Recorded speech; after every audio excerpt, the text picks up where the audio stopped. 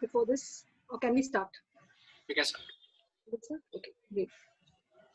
So good afternoon, everyone. And I know there are so many competing events going on at the same time, right? Like right now, I think there's a Triveni haiku, festival going on, and that's the one I know. I'm sure there are many things going on.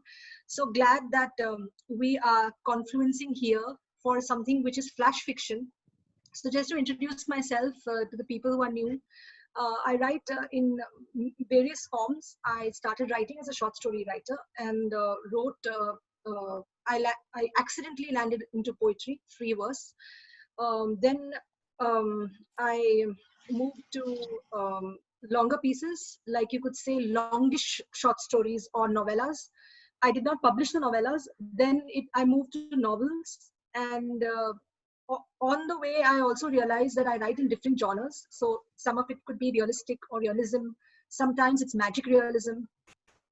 Like you realize through your own footprints when you create, what you create and why you create. It's just like mapping your footprints. And then I moved to screenplay writing, which is very recent. But like this did become a semi-finalist at one international competition. Okay, I thought this message was for me. Video is encouraged. Okay, so then I moved to screenplay, and so it so happens that I do write in many forms, and I also write small forms like haiku. I also conduct workshops in different forms, from haiku to haibun, free verse, short story, flash. So I'm come to flash fiction. Now, flash fiction was one stop in my journey, not very recent, but it was there some time ago. And so when Arun told me, let's do, the form, let's take the form flash fiction rather than, we'll do the poetry later, we'll do the other forms later, but flash fiction. So today I was actually, for this workshop, getting my, act together, rather, all 3 acts together or 5 acts. And what I realized is that flash fiction, whether you do it as an independent form, to publish it independently as a flash fiction in journals, or you do it as a stepping stone to other writing. The beauty about flash fiction is because it is so tiny or so small, it's mostly between 500 words to less than 1,000 words. It will give you the sense of brevity. And brevity is interesting because all of us have to edit our works, no matter what you do. Whether you write novels or you write short stories or you write poetry, you need to edit work. So when some form encourages editing, it's always nice to see, like when you study haiku, you see that each word matters, whether you put it in or you put it out. So any form that encourages this way of weighing words, the economy of words, the conciseness of words is interesting, because even if you don't practice flash fiction or you become a flash fictionist, you always can use the same lessons you learned for short stories, screenplay, novels, anything. So that's the beauty of it. So should I like share my screen? What the structure of this workshop is such: we have 2 hours with us. In the first half hour, we'll read some examples that I have collated, and 2 of my own works are also in it, but there's a lot of other work which is beautiful in the sense of from small to big. So we will read these works, we'll discuss. You can unmute if whenever you want to, share your observations or comment, remark, question. Okay, and that's only for half an hour. After that, we'll move to writing. You could, I'm sure as writers, you have a, chori chupe collection of imagery, epiphany, characters, phenomena. Something has happened and you have stored it away somewhere, either in your mind or in some rough paper or in an Excel spreadsheet. You have it with you. So I would request you to pull out 2 or 3 of those ideas which you think might give themselves to a flash fiction piece, and then we will write in the remaining half hour. So we'll all vanish from here, we'll write, and we'll come back at around let's say 4:10, and we will share our works. Now when I mean share is, if you feel unconfident or rather inconfident about sharing your first works, the first drafts, don't share them. Only for those who feel brave, you can, because my first drafts, I don't like to share them because I like to work a lot on them. And that's what happens in workshops, right? You feel this pressure that, oh, I've just written this, I don't want to share it. And there are participants who feel just the opposite. They feel, okay, I've written it, I want feedback now. So go for it. Just be true to what you feel about your work. If you feel you want time on the first draft, you can share it to me personally. You can email it to me and I could give you a critique later. If you feel you want time to work on this in intervals after this workshop, and some other time, like a month later, 2 months later, you want to share it for a critique, that's also fine. And if you feel I want to share it now because it's okay, I'm brave enough, this is my first draft, I'm forgiving, everyone else is forgiving here, we can critique. So we can open this up for some critique, observations, and take whatever we want. I want to know right now, being writers, I think y'all are all critics as well, and both you critique and you know how to take and receive it, right? That's not our problem. We know that. So might as well share our first drafts if we wish to. Okay, so I'll share the screen now. Yes, thank you. All right.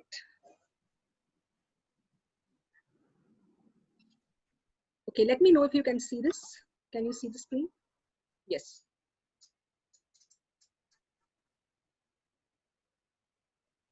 Right? Even if one person, yes. And you can see it right in the middle, I hope. Yeah. Okay. So my introduction is, besides everything else, these 3 books, 2 of which I have written and 1 which is coming out soon. It's a book of short stories called Bombay Hangover. The structure I just discussed. Okay, now, so today I had real fun going to collate some of these shortest flash fiction I found. We know this one, For Sale, Baby Shoes Never Worn. I think everyone knows this. Yeah. I found another one by Carol Oates. This is the title, Widow's First Year, I Kept Myself Alive. Very close to almost being a haiku. Art of story. Stories are graves, empty, nothing there, all living and dying in them fake, pretend, no story, unless someone reads, tells it, by John Edgar Wideman. Another one, Hook. At school you try to learn your tables, but all you see in your head is a field of dead horses. How I resonate with this. Okay. This is another one. This is, I think, the shortest flash fiction. I'll move from the shortest flash fiction to the little longer pieces. This is called Grayness. It was a job for every person on the planet. Okay. I can't see this. One sec. Yeah. It was a job for every person on the planet to put colors where they ought to be. Another one, The Weight. Now it was hard to tell if the plane was still turning or if it was just falling. Another one, Courage. Selfishness was its own form of courage, and in fact was within reason, exactly the kind of courage that he had in mind. Okay, this is very subtle. And to my younger self, don't cry so much. Don't bite your mom's nipples when you're breastfeeding. Pee in the toilet. Grow teeth. I like the title here. It is To My Younger Self. Okay, so it's very interesting. If you pause, just like we need to pause when we read small pieces more, because small pieces are like, I consider them the big crunch, if novels are the big bang, because when you read long works, you can stay for a longer time in them. Time moves almost frozen. But when you're reading shorter works, they move very quickly. You just have them and you don't have them. So you need to stop yourself as a reader and engage with each form. Now this last one, To My Younger Self, it means all these instructions he's telling in a very weird and sarcastic way to himself.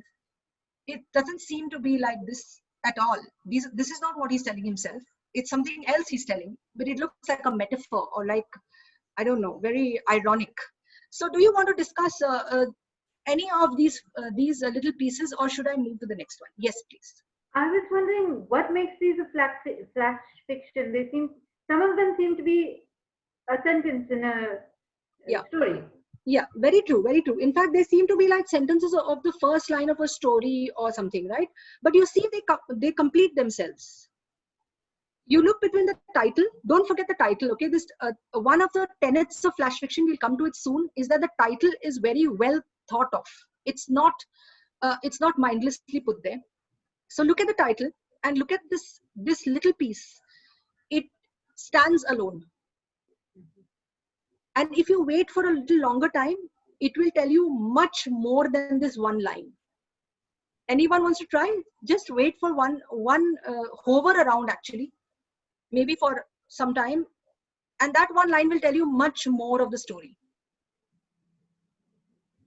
Uh, Actually, I just wanted to like ask, like, instead of like these being short story, Yes. many of these, they kind of like sound like quotes, or like the last one, To My Younger Self, it kind of sounds like a self mental note. So Yeah, yeah, yeah. But if you still see, we move on to the little higher, little longer pieces of them. These were the shortest ones because I wanted to show you how the most famous, world famous one by Ernest Hemingway, For Sale, Baby Shoes Never Worn, was so short. It was just like 6 words. yeah, And from there, I wanted to show you that even 2 lines, like this one, To My Younger Self, seems a standalone piece if you stay long enough with it.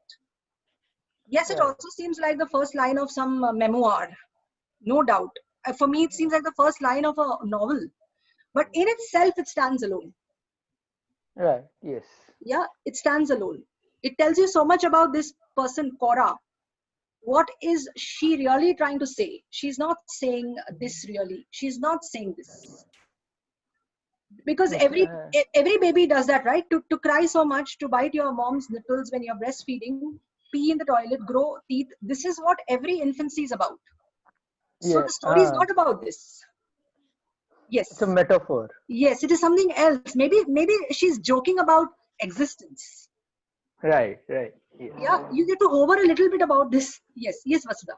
I think I got courage and maturity out of the piece, because I think what she said with "don't cry so much" ends up also making me think of the times we cried when we were growing up, not just as a baby, but Yeah. that could just be me, as well as grow teeth was a sign of strength. So it feels like she's telling you to be strong against your problems to come in life. Yeah, yeah. I think yes, it is much more than this, right? I mean, it first seems like talking to your infant self, but because whatever is being spoken here is so obvious, we all do it.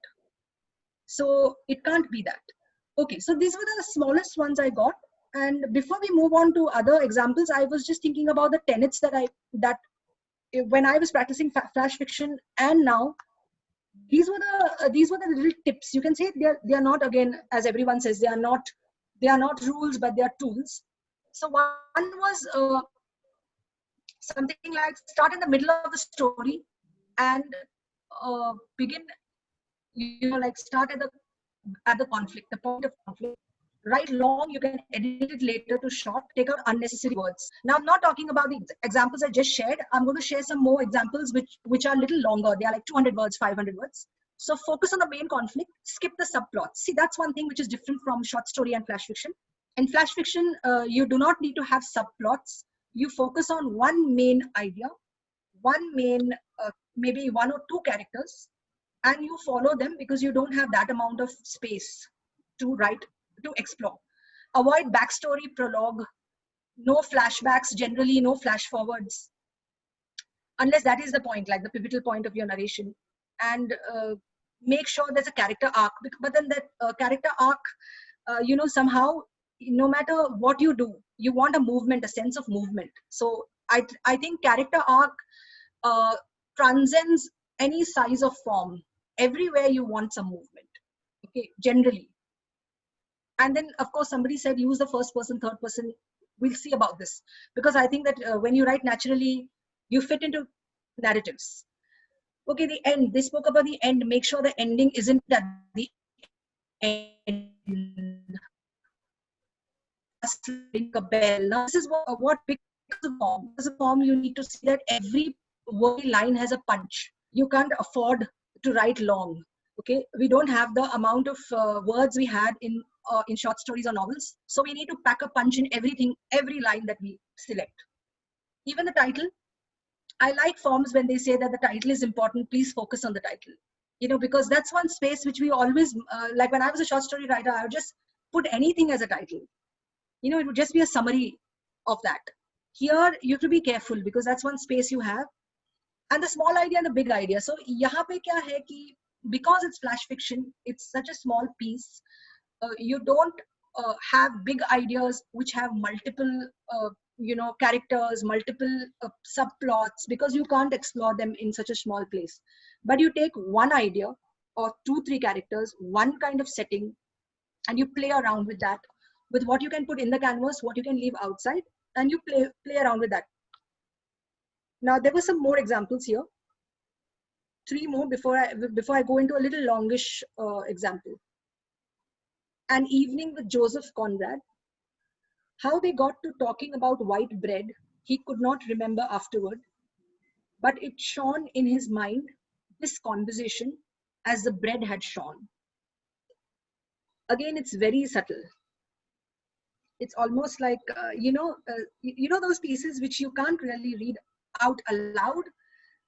You don't even think them aloud. You think them silently, you read them silently. This is one of those. Because for me, it's such a simple that, there are those beautiful moments, and I find them a lot in the lockdown, because we are now at a point of stillness, and we are forced into pausing, right? Pausing in our life. It's almost like a remote control saying pause. At these times, you remember things which you never thought you had even registered them. Like in this fiction, this little piece, he's remembering the bread, okay, that shone in his mind. It's almost an image that sticks. And you think, that's so mundane, that's so forgettable. How could I remember this? From this mundane image, he actually talks about the white bread, and stuff like that in an evening. Okay, this one, break. If he wanted to make contact, why send me a picture? Why not a letter, a phone call? This one, and Where Are You? This is by Joyce Carol Oates. He would continue to call, not hearing her, for he disliked wearing his hearing aid around the house, where there was only the wife to be heard. Now, if you stop and think, this is a very shrewd man in a way. He's saying that there's only the wife at home, so I'm not going to wear my hearing aids, but I want to know where you are. So I want that engagement, but I don't really want to hear you. Okay? But I know you're there. It's a very complex way of familiarity between a couple. Are you saying something, Jayashri? I can't hear you. You need to unmute. No. Yeah, so these were the smaller pieces. Now I will move to the little bigger ones.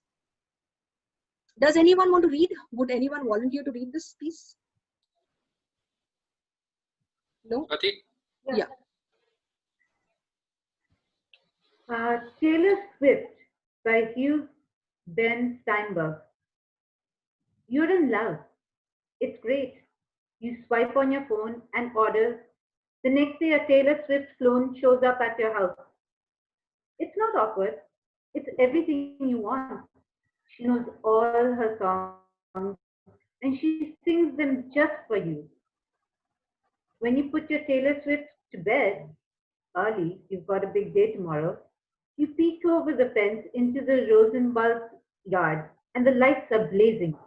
Your best friend Tina has 3 Taylor Swifts swimming in her pool. She has a miniature Taylor Swift she keeps on a perch, a Taylor Swift with wings. You're so jealous.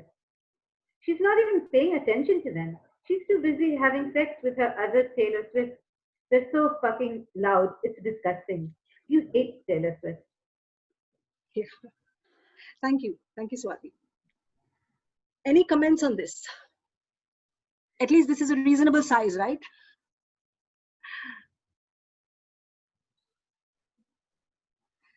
I just thought of how in Japan you can rent friends. So it reminded me of that. That maybe you can rent, children. Yeah. sets and Yes. everything you want to Yes. mention. It reminded me of children actually. You love your children the way it's not awkward. Then you sing the songs to your children when you put them to bed. Then your other friend has uh, girls, young girls who loves Taylor Swift songs. They are swimming in the pool, and that actually got me the idea of young girls or children. Hmm. That's an interesting take. Doesn't Had it? actually similar notion. Hmm. Instead of like, I was comparing that woman to her neighbor's friends. Like, her kid wasn't having much of success, and when she peeks on to her neighbor's house, and she was seeing that her kids, they were having a bit of more success, and her mother was loving them for that. Hmm. Hmm. It's So kind you're of, saying, yeah, you're saying it's like out of the window, that comparison when you look outside the window into another place. yeah, Yeah. yeah. Yeah. Even this idea about Taylor Swift, right? I mean, there's so much of take on what is this icon, adopting the icons for yourself, self-consumptions. Yes, Kinjal. I was saying that as a structure, it came to an end so quickly. Like it just began, Hmm. gave so many details. Like there are about actions and even the parenthesis early. You got a big day tomorrow. That's giving so much information and then coming to an end so quickly and resolving it so Yeah. quickly. So as a structure, it's very compact. Yes, And exactly. And also, that's if you notice that this is what I've always found about flash fiction. When you tell a story in a frame like a short story, you mostly cover most of the things, like, act one, act two, whatever you call it. Here, some part of the dots are outside a canvas. And then you decide as a reader and as a writer, what are you mentioning? So basically, what are you concealing? What are you revealing? No, this seems like that.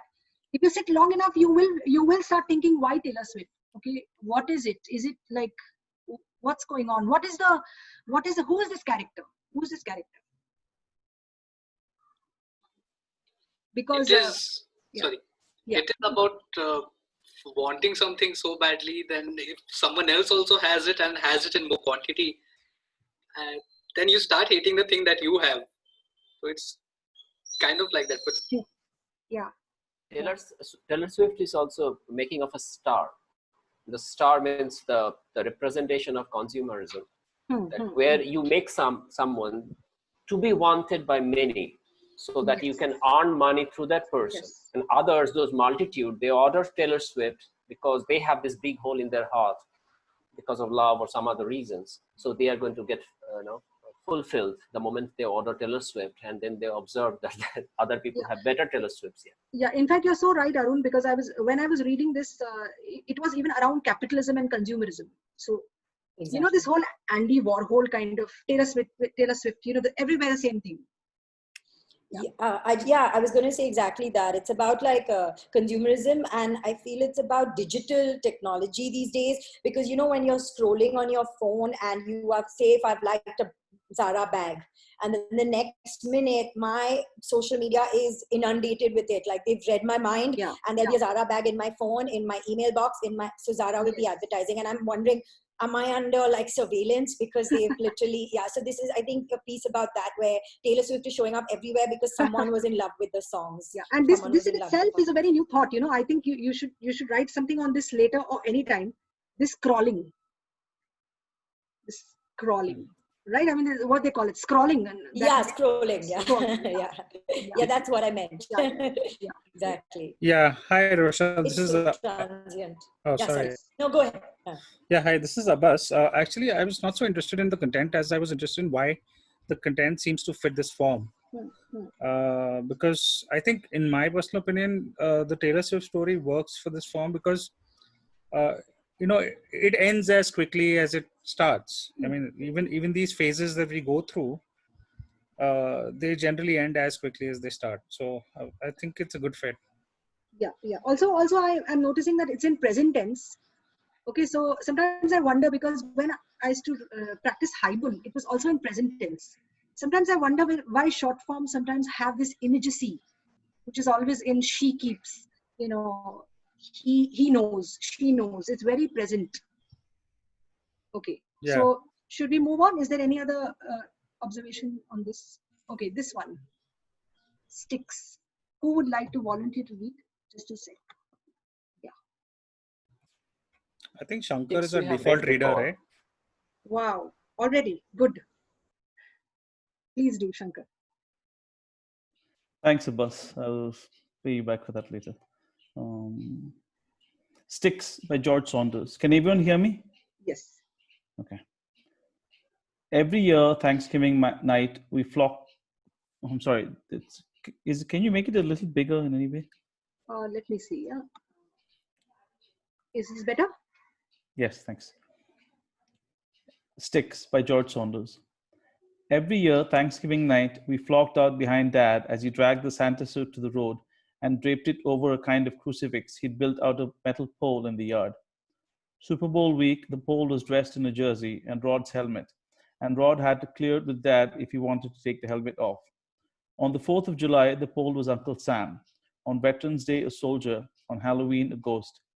The pole was Dad's only concession to Glee. We were allowed a single Crayola from the box at the time. One Christmas Eve, he shrieked as Kimmy for wasting an apple slice. He hovered over us as we poured ketchup, saying, "Good enough, good enough, good enough." Birthday parties consisted of cupcakes, no ice cream. The first time I brought a date over, she said, "What's with your dad and that pole?" And I sat there blinking. We left home, married, had children of our own, found the seeds of meanness blooming also within us. Dad began dressing the pole with more complexity and less discernible logic. He draped some kind of fur over it on Groundhog Day and lugged out a floodlight to ensure shadow. When an earthquake struck Chile, he laid the pole on its side and spray painted a rift in the earth. Mom died, and he dressed the pole as death and hung from the crossbar photos of Mom as a baby. We'd stop by and find all talismans from his youth arranged around the base: army medals, theater tickets, old sweatshirts, tubes of Mom's makeup. One autumn, he painted the pole bright yellow. He covered it with cotton swabs that winter for warmth and provided offspring by hammering in 6 cross sticks around the yard. He ran lengths of string between the pole and the sticks and taped to the strings letters of apology, admissions of error, pleas for understanding, all written in a frantic hand on index cards. He painted a sign saying love and hung it from the pole, and another that said forgive. Then he died in the hall with the radio. He sold the house to a young couple who yanked out the pole and the sticks and left them by the road on garbage day. Wow.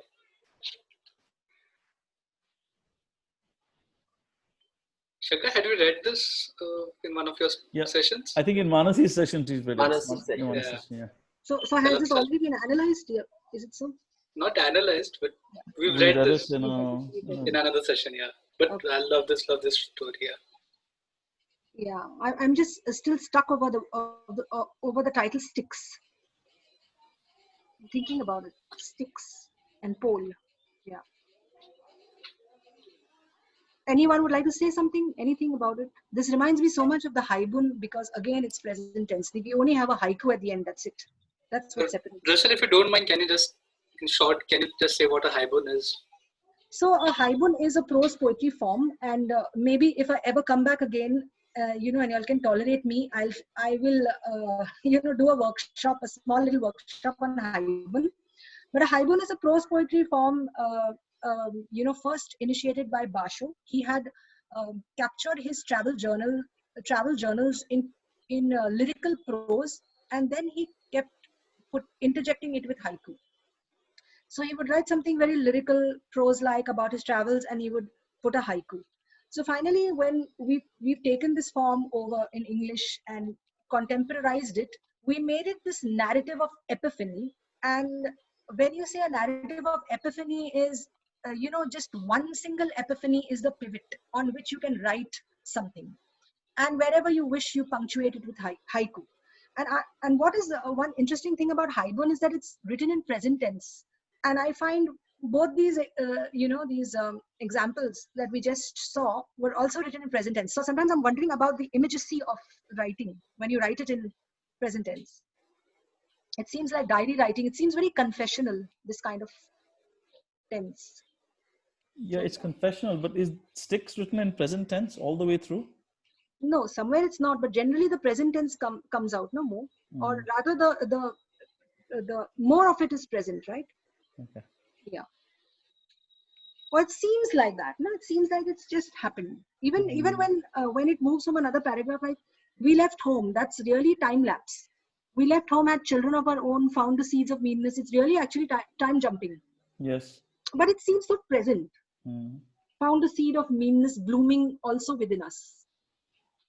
You know, like it's like their marriage is finding something every day. Yeah. That also says a lot. This line, right? No, only the word also.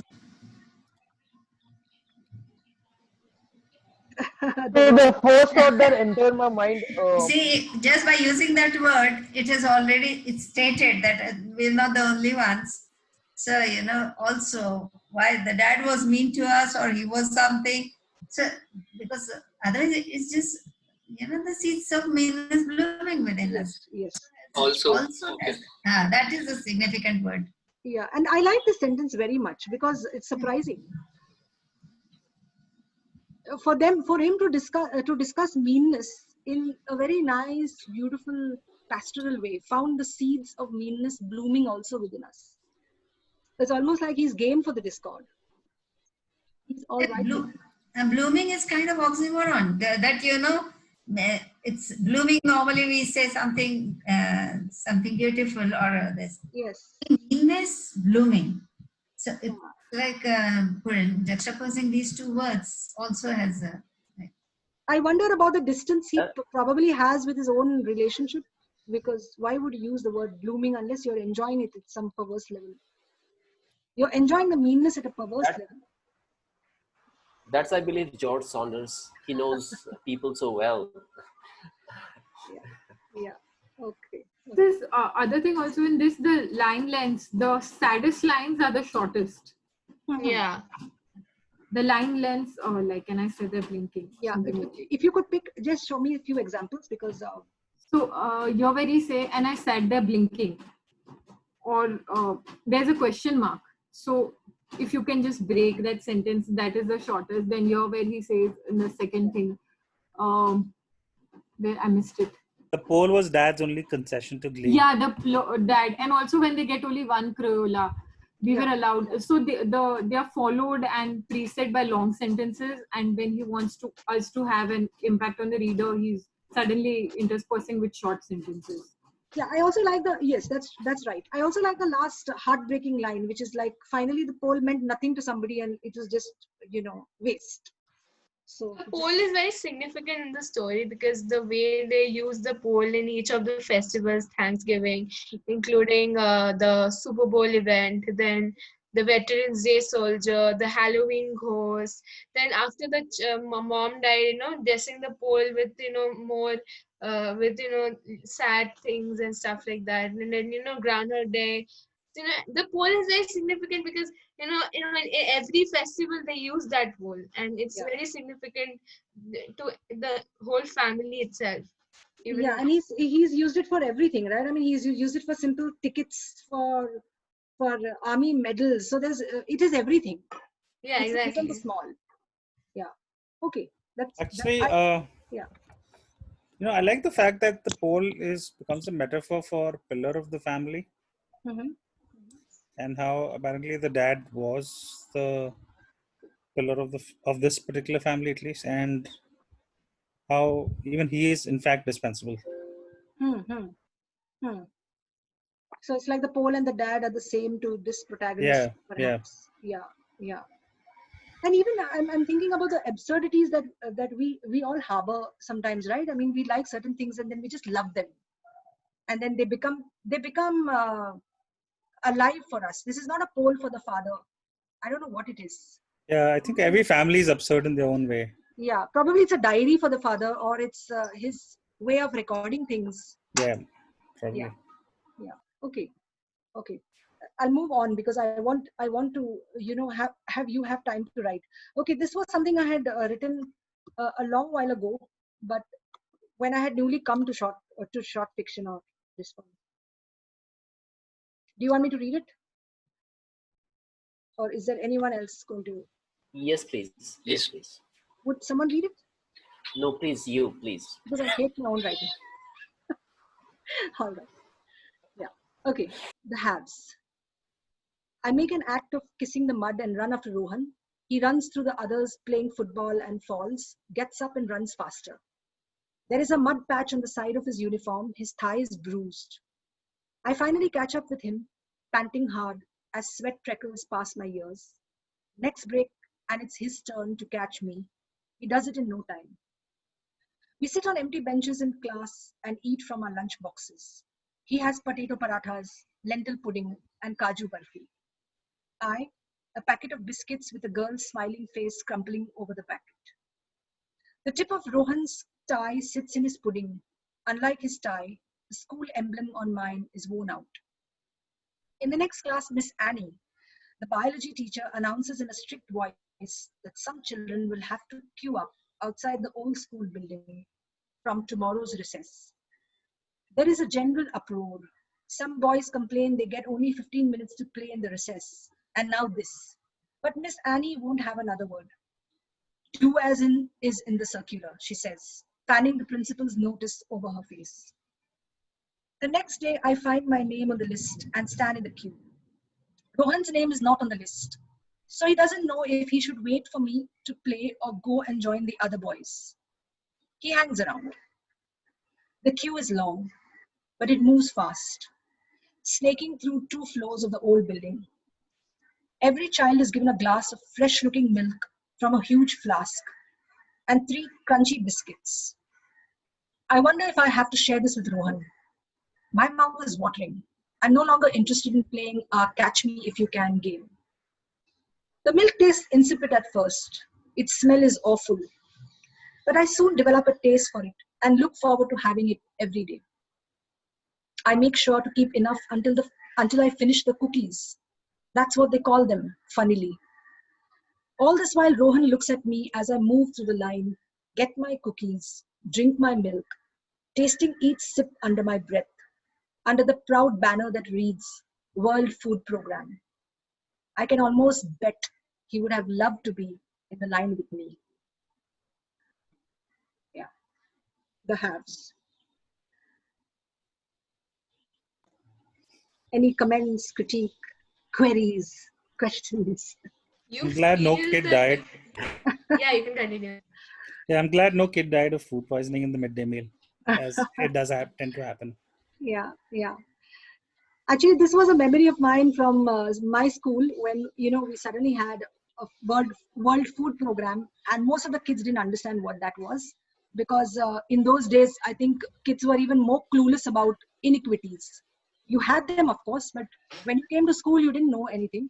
You were dressed in the same uniform. You were as happy or as mischievous. And then you had this 2 lines, and so many of the people who were not in those lines were always looking at why are these people in these lines.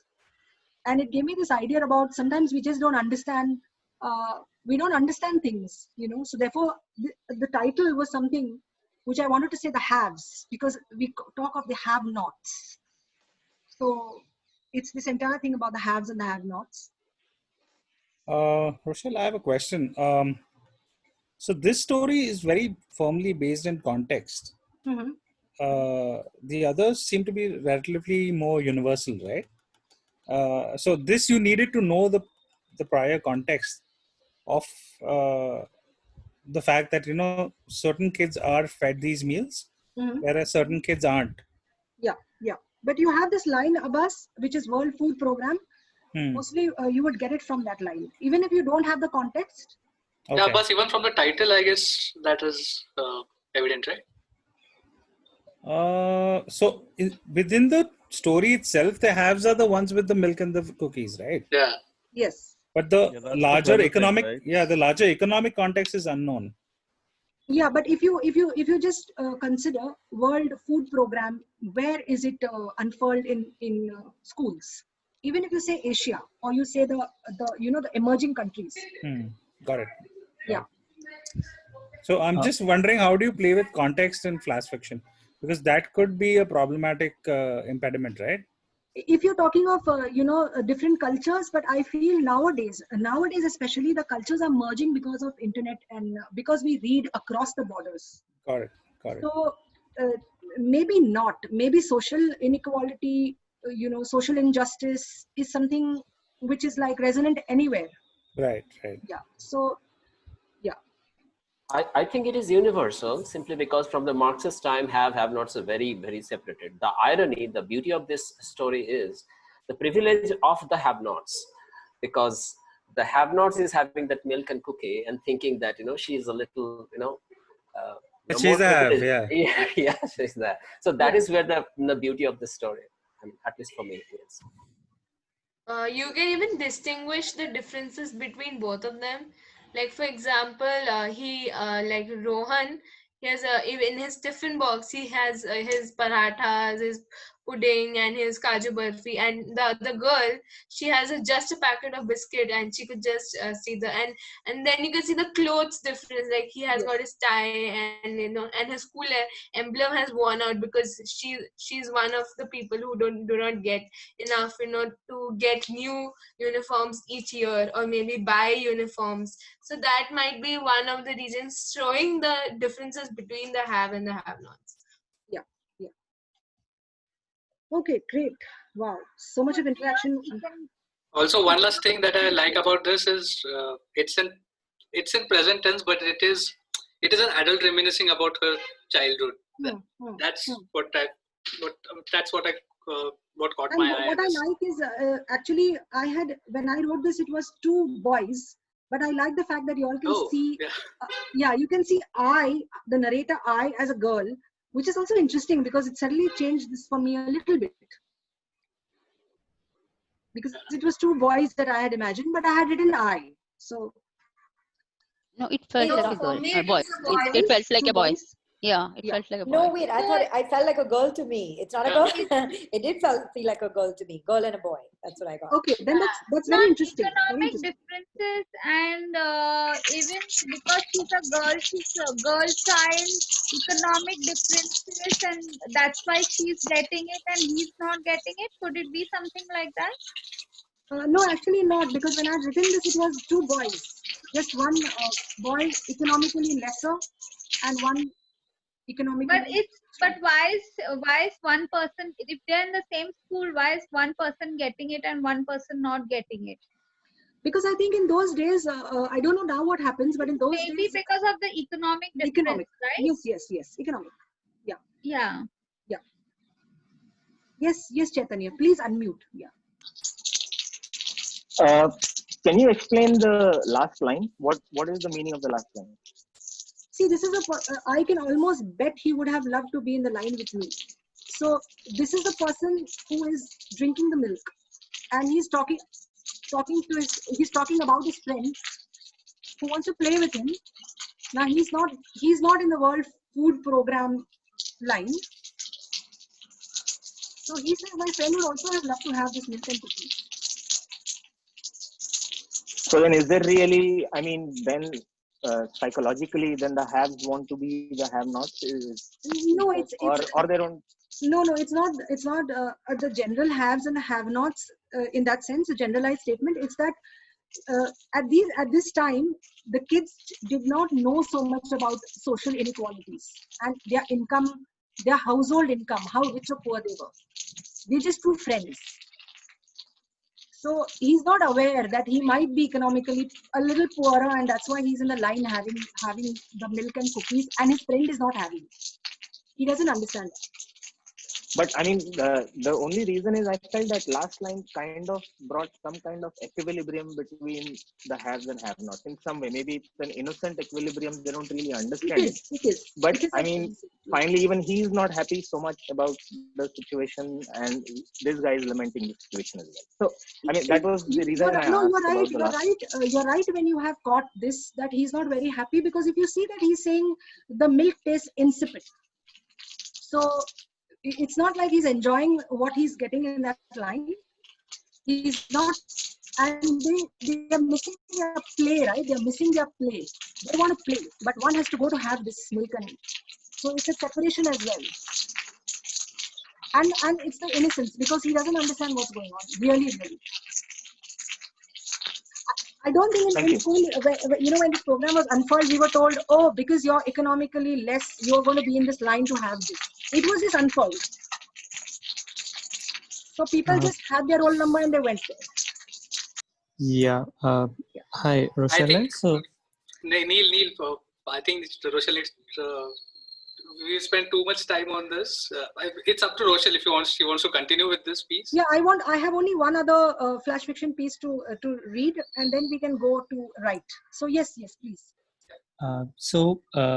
The words that I can almost bet, basically, they also sort of show that now this guy feels at par with Rohan, because otherwise it would, it doesn't seem so innocent.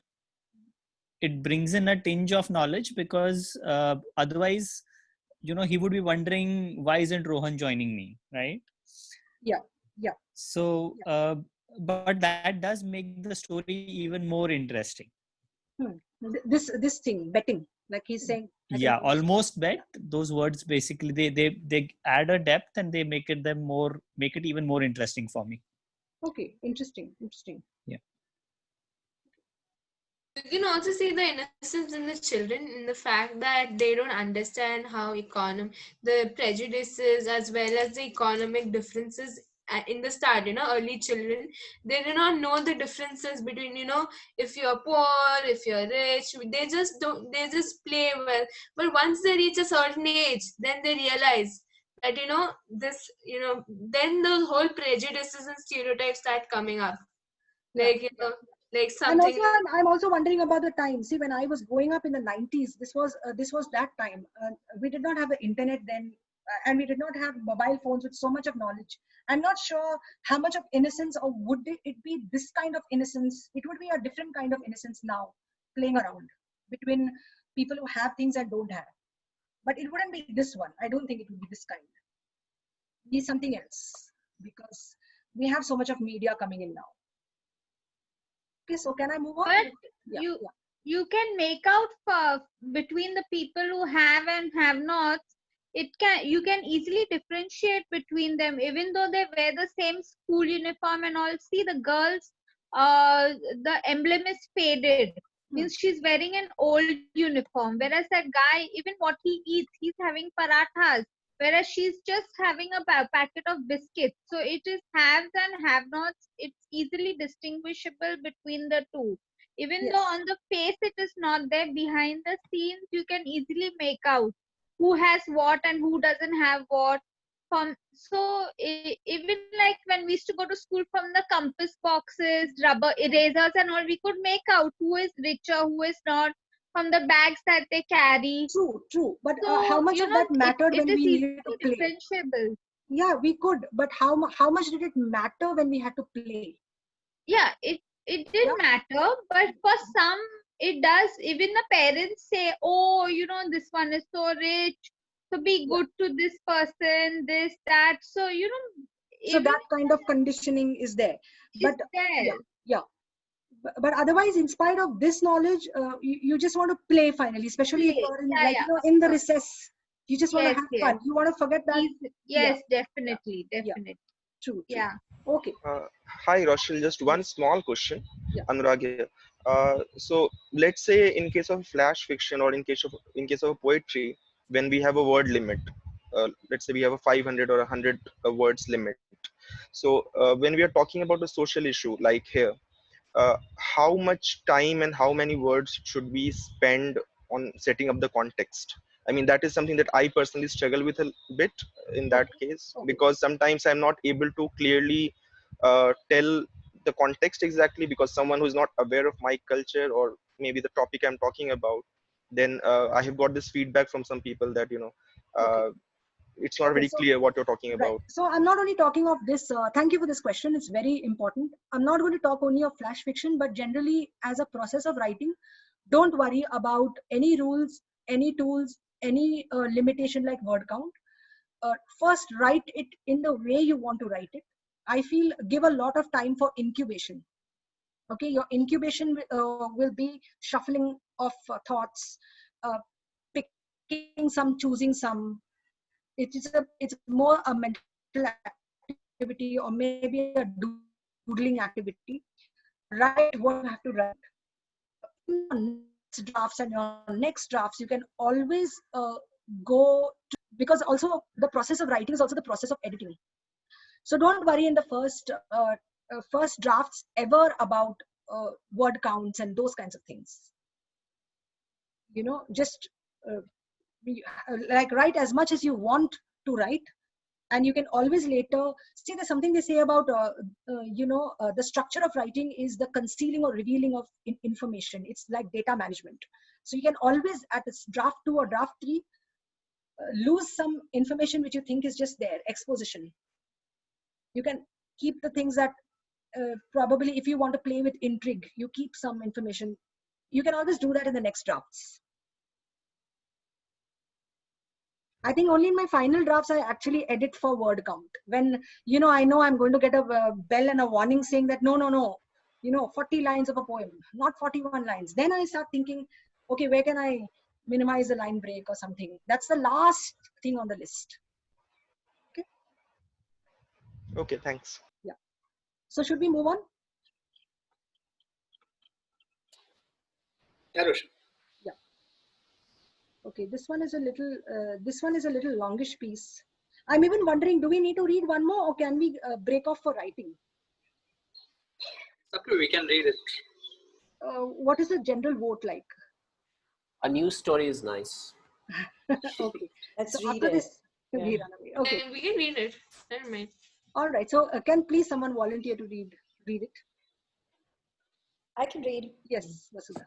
Okay. Okay. Could you make it slightly bigger? Is it possible? Yes. Sorry. I'm just going to. Okay. Thank you. All right. Just a sec. Adjusting this. Yeah. Lovely. Yeah. Thank you. Garble by Rochelle. The sculptor had a clear voice when he was 20 and newly beginning the art of shaping and molding as a mentee, still on a tangent from the world's definitions of success and progress. Still, when his diction was sharp, he sculpted masks, busts, models, statues, figures, and figurines in metal, wood, terracotta, marble, and granite. He carved waves and tresses, oceans and faces, spins and galaxies of human forms. But soon one day he stopped talking. His voice went into a monosyllabic grunt, then a disgruntled cough. People around asked his curators, gallerists, art festival directors, critics what had gone wrong. How were they even to speak to him? His answers were garbled between Hindi and English, but generally indecipherable. Soon they understood a tangent had gone too far. When what came out was one startling sculpture after another, alabaster panels that stopped onlookers in their strides, clay statues that spoke of words unspoken. Clay statues that spoke of words unspoken. When the middle-aging sculptor opened his mouth to speak of his Medusa, Saraswati, Ganga, or Tista, it was one discordant stream of sound. They led him further to doctors, speech therapists, psychotherapists, and counselors, but nothing changed. He only shook his head with every suggestion. These refractions too far from the incident. Only he knew he was courting posterity, whispering to echoes in stone, wax, wood, and metal. He had traded with the lurking shadow when he began asking these questions again and again. He had called it upon himself. What will happen to my art in the future? What will happen? Will they see the global light of globalization or remain in a small village lost by the sea? The shadow traded, put something inessential on mortgage, it whispered sharply. He gave up his voice to save his vision. Let there be sound. It took away the noise. Let there be voice. Can you stop? Okay, sorry. Let there be sound. It took away the noise. Let there be voice. It took away language. When the sculptor died, he had 50 sculptures across avant-garde galleries, exhibitions, and world music. Also miniaturized into memorabilia, merchandise, penholders, fridge magnets, and regaled off in glossy brochures. Curated over the internet, given a deep sense of retrospective, both by curators and punters. Years later, the watchful dread sculptor sculptor saw his sculptures cut the linear lines of time, the concentric circles of existence, ceasing, turning, spiral, returning to infinity. All had caught on to his art. Students studied it. It was trickling down the next generation. His silence substituted by hundreds of interpretations, either downplayed or exaggerated, in most cases missing the point. His point gone into a blind spot of new meaning. But the world celebrated each of his sculptures for its own reasons. But now he had his sound back, the lingering ageless shadow having returned it as promised. From his abdominal cavity, thoracic grid, it now blew like a gust through leaves and trees. He sculpted hurricanes, dust storms, clouds aping, all dear to him, in a world of steel, clay, stone. Two more lines. Sorry, in a world of steel, clay, stone. But what was redeeming was that he had saved his soul. Senselessness was another voice too. Thank you for reading it so beautiful. And that too in one go. Yeah, this is a slightly bigger flash fiction piece. It's a little under 1,000 words. Why is it flash fiction and not a short story? I mean, what's the difference? I think it's 700 words. Why is it? Is because of this material being only 700 words, it couldn't. I think a short story, generally 2,000 words, or that's how they count it. Like, you know, whoever they are, it's like 2,000, 3,000, 5,000 words. So this was 700 words. So okay, thanks. Yeah. If we have any thoughts on this, is fine. Otherwise, I think we should break and have fun with our writing. Okay, it's a lovely piece. What is our assignment? Sorry. So the assignment is that pick any epiphany, anything you want. Just write your flash fiction draft one. And I say draft one is because don't worry about it not being perfect. Okay. So should we give ourselves 20 minutes? Can we draft two? What is that? Can we draft 2 stories? Because I want to try my hand at one of those really small baby stories. Yes, perfect then, perfect. So is 4:20 fine to come back, or is it too early? That's fine. Yeah, 4:20. So see you at 4:20. Can we have till 4:30? Okay, because then we would need some, if people want to share their works and Yes. have some discussion around that. All right. Yeah? 4:20. Yes. 15 minutes, sir. 15 minutes is nothing. 18 minutes. Yeah, whatever. Okay. You can keep your video off if you want to. We'll be back at 4:20. See you then.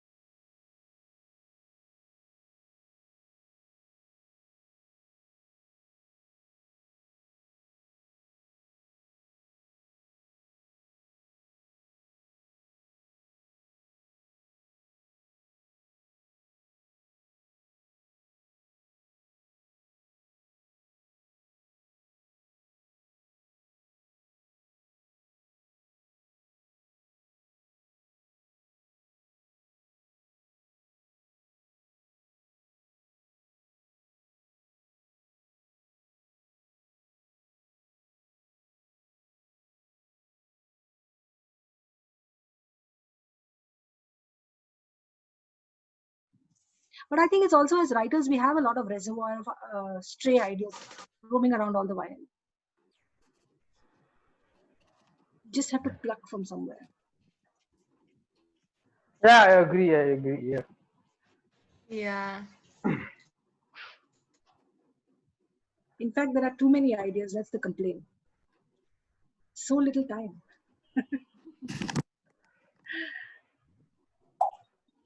Hi. One of my friends says that. What do they say? That he's always showered with too many ideas, but he just can't write them like day after day. No, I was not getting. Ashinta, your voice is breaking.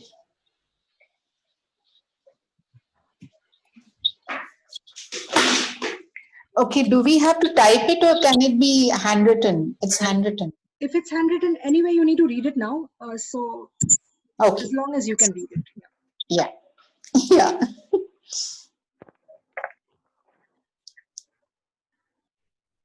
So should we start? I mean, are we ready to share works? Yeah. So you would like to go first, Swati? I actually cheated. I edited something that I've written before.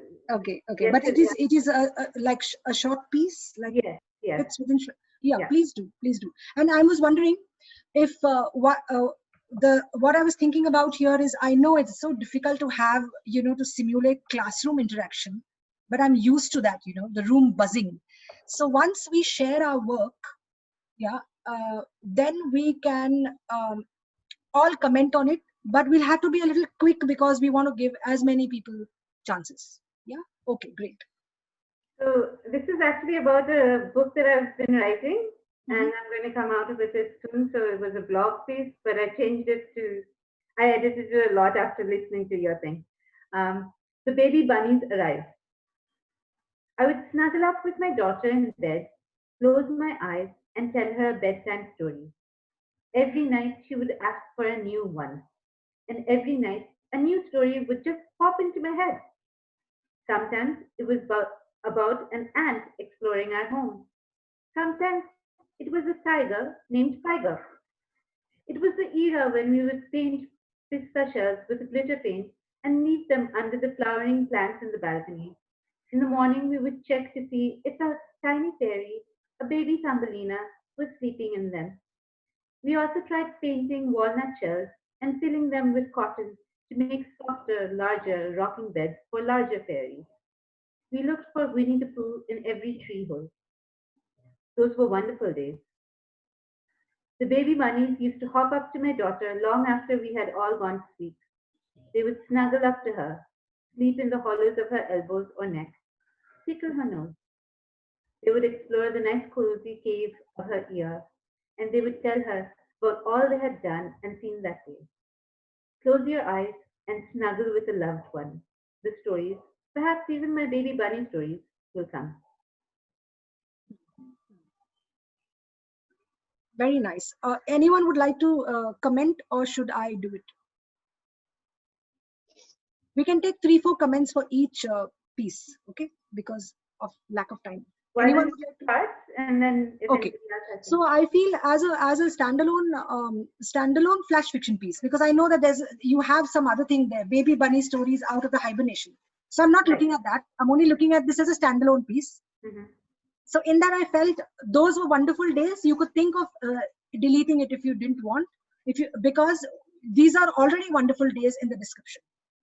The other thing is the last line: close your eyes and snuggle with a loved one.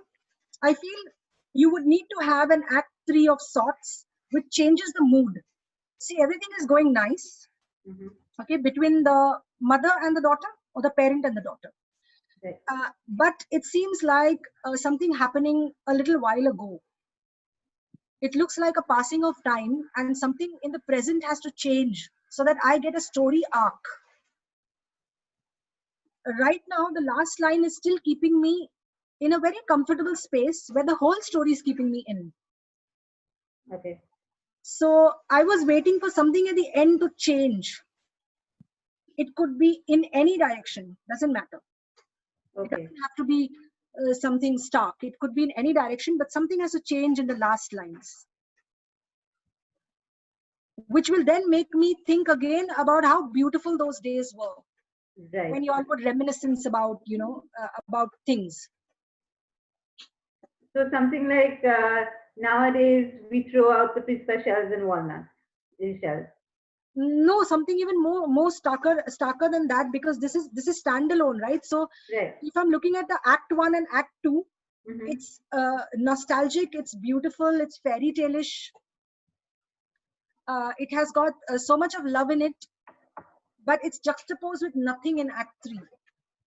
I need something to really hit it for me. Anything it could be. It could be just like that Saunders, the pole is finally thrown away, right? So we speak so much about the pole, and then the pole is gone. And the dad is gone. So the juxtaposition of two different moods and states. Also the title, maybe you would like to rework the baby bunnies arrive, because we have a lot of these fairy tale-ish things happening. So think about the title, if you could really, do something more with it. Yeah, but it's a very nice vignette, nice piece. Okay. You just have to work a little bit to make it a little flash fiction-y. Yeah, great. Thanks for sharing. Who's going next? Can I go next? Hello? Yes, hello. Yeah, can I go next? If no Yes, one else is? Yes, please. Okay.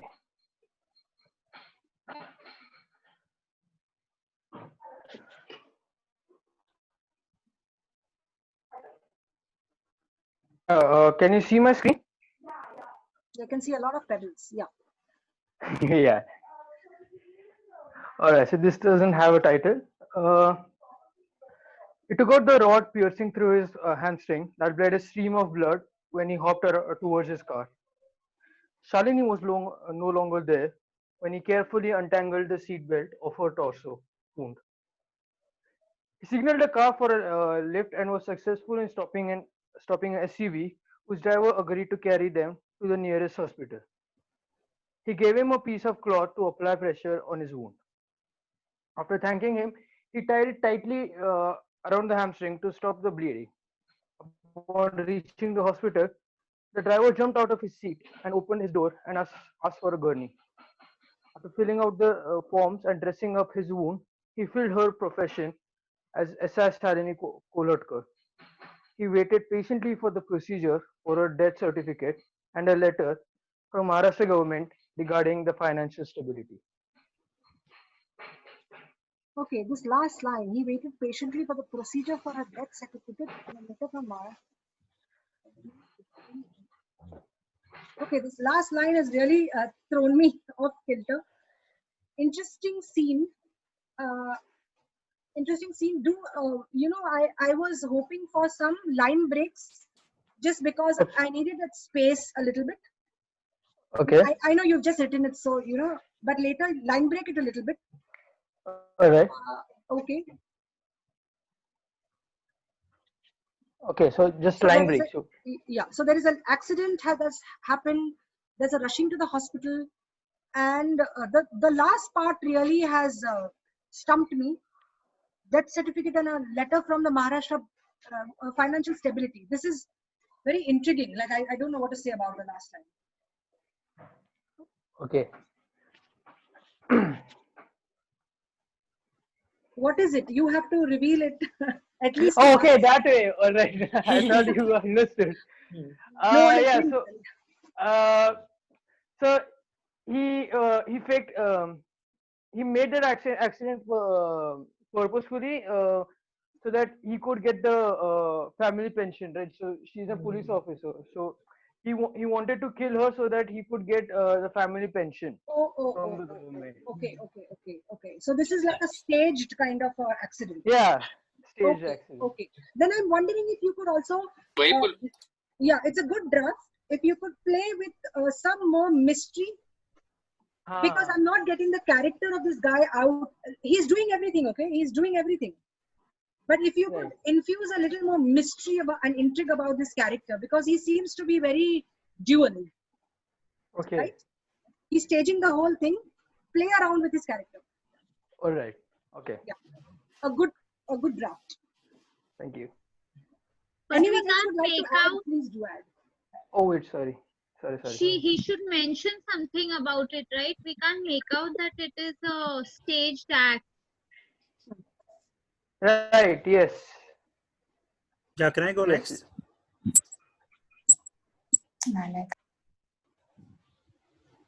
After Abbas, can I go next? Yeah. So After I wrote two. Just to whatever. So the first one is stories not written account of pure good sense. 9/11, one man's account of how he fulfilled his dreams to fly. Trigger warning, an account of the politically correct statements given by the Virginia Tech shooter. How the West was won, a treatise on whitewashing. So this is this is trying to be like the first stories that you shared, the first microfiction. And this is the second one. It's called Solicitation. When Sudhir noticed the prostitute of some sort of Caucasian descent at Gateway of India, I was smoking the third cigarette of my life. When he propositioned me to talk to her because I was better at English, I was trying to wash the memory, that's supposed to be wash, the memory of that cigarette down with a chai that had but the ghost of milk and teas leaves in them. I said no, but he's nothing if not fucking irritatingly persistent. I've not spoken to a Caucasian prostitute before. I may have spoken to a non-cock prostitute before, non-cock prostitute, but the conversation was brief and not enriching for either of us. So I agreed, went over to her, and immediately and quite promptly lost the courage element in my voice. Asked her in all manners silly if she was a woman of industry. She looked at me with a look that was more shrink-ray than mere consideration. Fuck. So I tried again. We are looking to hire your services. How much? 5,000, she said. My heart sank. This was not a number I could have in negotiation, as it was still too much compared to even the money between us. I began to turn away, except I saw Sudhir putting on his wallet and heard him say with a matter of factness that didn't belong there, "Is there any student discount? Here's my student ID." Okay. Pretty interesting. And you just written it, right? Yeah, I just wrote it. So that's interesting. So draft ones usually don't come out so fast. They don't come out in just 20 minutes. I think it's a very good material for draft one. If you're editing for draft two, you'll see it. Like I'm sure that we all have our intervals, right? When we go back to editing, I think you can remove this this one line which seems a little tell not show. This one. If you could shorten this line, this was not a number I would have in negotiation, as it was still too much compared to even the money between us. Okay, make it a little shorter if possible, or a body language. This is one thing.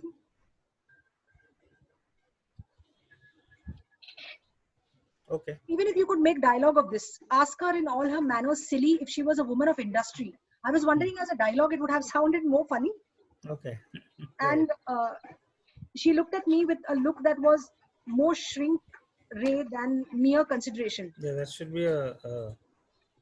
Yeah, see if you could work around with these few things, basically between dialogue and body language, or just juggle them. Just have fun. The first one, if you could just scroll up.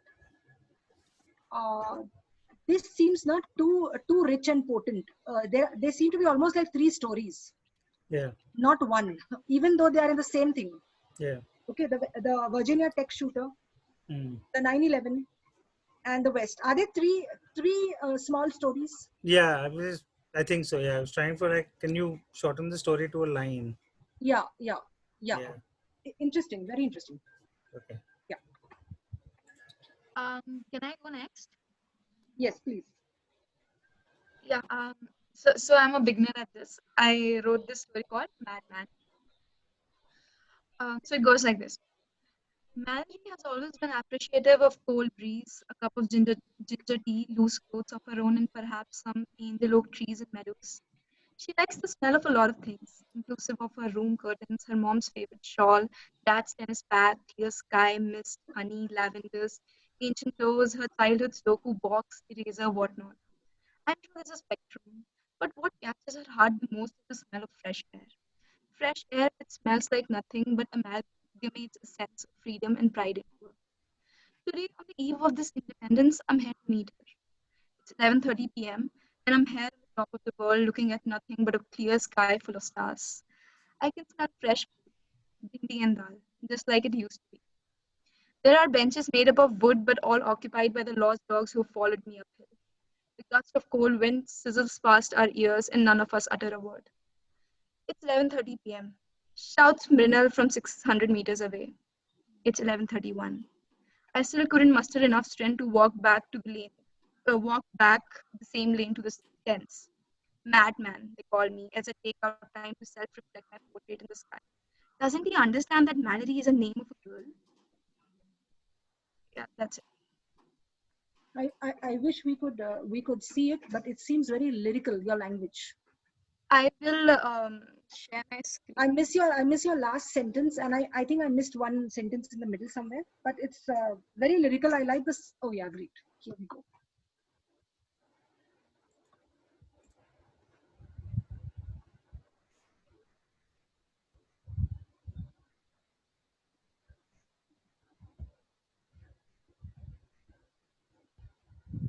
Oh, I love this line. Okay, her mom's favorite shawl, dad's tennis bag, clear sky, mist, honey, lavenders.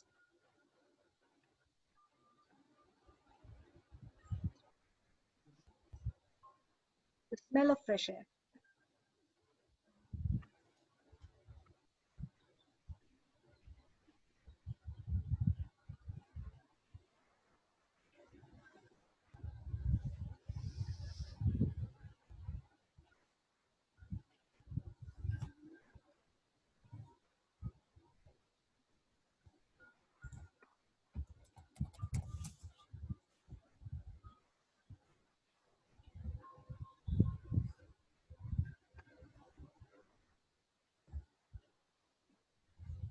This is very intriguing. That why madman? Is it because she has short hair?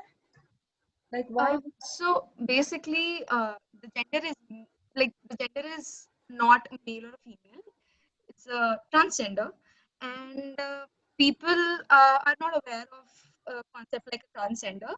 They believe that the person is a man, but he keeps on calling himself Mallory and asks them to call him Mallory. Is what I was aiming at. You know what is nice about this piece is that it's very lyrical. Your language. You just wrote it. Yeah, I just wrote it. Yeah, that's beautiful because you came with your basket of beautiful imagery and you put it together. But the fact that it's about transgender is not coming very clearly. I think you'll have to add later a little line or two. I don't mean to saying it's a transgender. Some mannerisms that give me the hint as a reader. All right. Yeah, but I don't have the cue right now. Okay. So I'm not into it. Only at the end I'm wondering why, and if you didn't explain, I would still not know why. Okay. So just cue it in a little with some body language or some maybe a little mannerism, something. All right, noted. But beautiful. May I go next? Please do.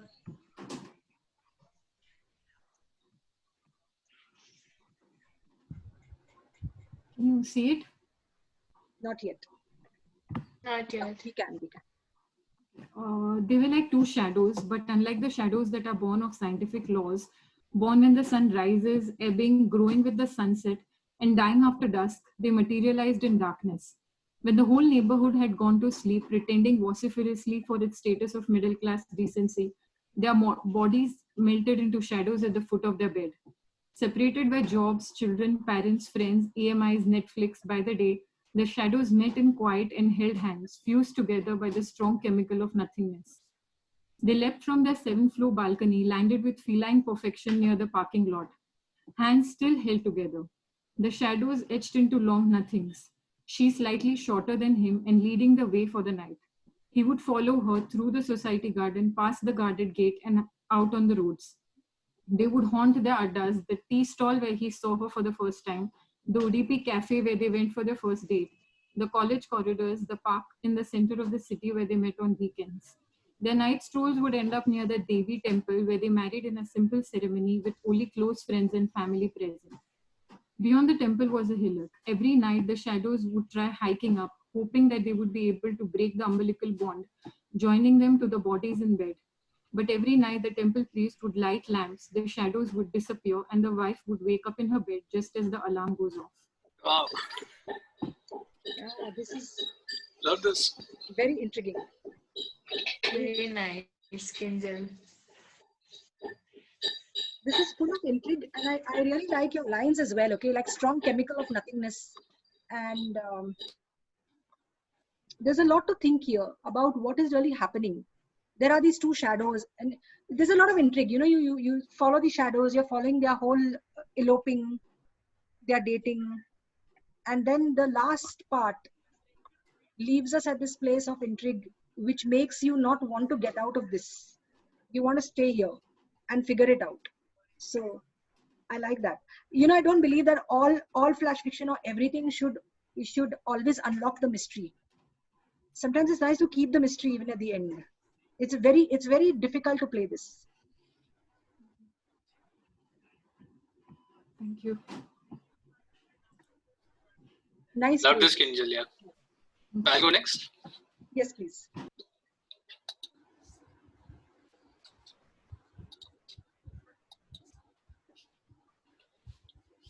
Can you see my screen?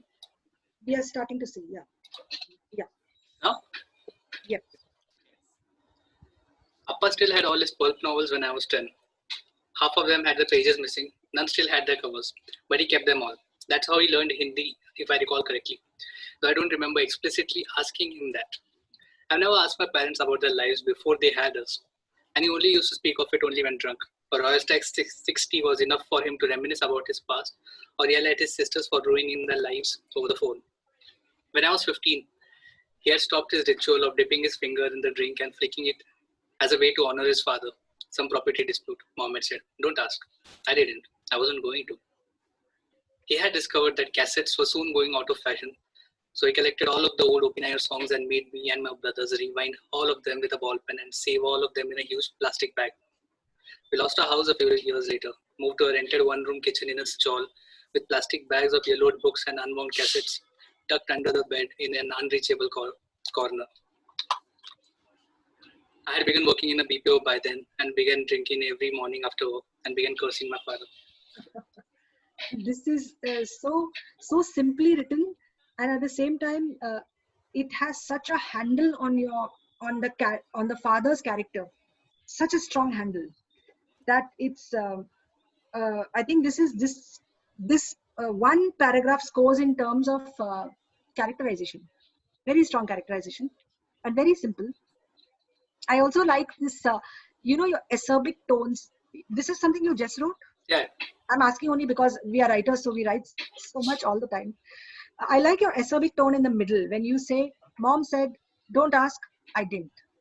You know, it's almost like a poetic refrain. Yeah. And I like the fact that the cassette is a very important motif.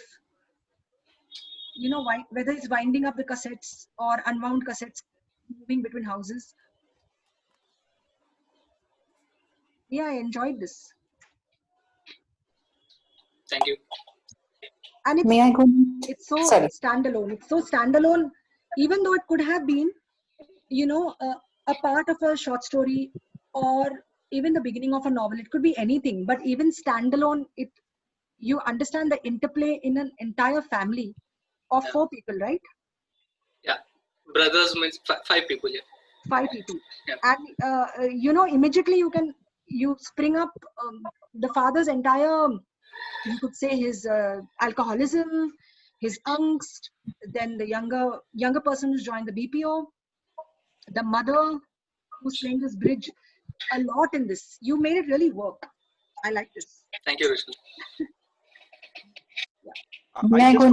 I just wonder if this we can use another line at the end to, if it's a standalone piece, let's say, in that case, maybe the final line is missing, in my opinion. I wasn't going to end it here. I don't know where I want to go from here, but I think it's. So what would you suggest, Anurag? What might you expect as a line? I don't have a line right now, but I mean, You feel that as a reader, you it just seems slightly incomplete. Maybe a line or two would complete it in some way. Yeah, I'll work on it. I'm also wondering about the title. If you could keep an acerbic title, I wonder how it. You'll have to play with the titles. Yeah. Yeah. Can I go next? Sure. Can I go next? Yeah. Anyone else? Someone else is supposed to. Yeah. Like Rochelle, there are a list of names, and I've asked people who all are reading. Okay. So there's a list of names. You can just scroll through and just read, call out whoever you want. All right. So Anurag, I guess, is Anurag. reading. Yes, yeah. Anurag is next. Yeah. Yes. Okay. Okay. I will share my screen. There are too many. Can you see? We are starting to. Yes. Okay. So this is like a rant by a baby, maybe, who is still in the womb. It's a small room, mostly dark. Sometimes hands appear on the walls. Sometimes two. Anurag, or can maybe... you zoom in a bit? Sorry. Yeah, sure. A bit small. Is it better? Yeah. Okay. So it is a small room, mostly dark. Sometimes hands appear on the walls. Sometimes two or many. Uncountable. Not always in even numbers. I'm not supposed to know maths, not yet. But I do. I don't know how. Maybe it's because of the memory of the room. The room has been getting smaller by the day. I hear voices, chatters, laughter, more hands. They celebrate my crisis. As I said, it is a small room. I can hardly fit in anymore. When I turn during my sleep, my feet hit the walls. That's why they celebrate, these outside people. God knows what kind of people they are. As per the notice on the wall, I'm supposed to vacate this room in 3 months. Pretty standard. I've been told that all my needs will be taken care of, that I will not only get a bigger, brighter room, but also respect and recognition. Even a name of my own. I won't be called baby anymore. That's no name. There are millions of babies kicking at their small walls while sleeping. It is neither funny nor cute. But don't people just say that all the time? About death, about afterlife, heaven, that it's better than here? How do I believe anything? Maybe that's how death happens. One day people will shout, push, push, push, and by God, she will push. And then I will pop out looking all cute and wet, bald, small as per the standards. Everyone will want to touch me, hold me, take me in their hands, expecting me to cry. All babies cry. And that's why they judge us. We cry because it's so dark here and there's so much light outside. Plus, all the beds and the curtains and window panes are white too. It's sickening and different. Eyes hurt when suddenly you see so much light after living your entire life in dark. It's a basic fact. Why do they not understand? These adults, the wise ones, the outside people. Instead, they just want all of us to cry. They judge us. It is not cool, you know. I'm thinking maybe I will not cry. I mean, I too have a right to expression, or for that matter, all the basic human rights. Besides, it will really mess their heads up if I just go out there and laugh, not cry. Laugh out loud, like the monsters in mythology. Ha ha ha. Oh, oh, why? Wait, what is happening? What is she doing? Oh God, she's sitting in that position again. One of these days, I will be pushed out into the toilet, flushed with shit, like other turds. It gets really stinky here when she does that. I guess it is the same in the washroom too. She sprays room freshener, switches on exhaust fan, and opens up the window.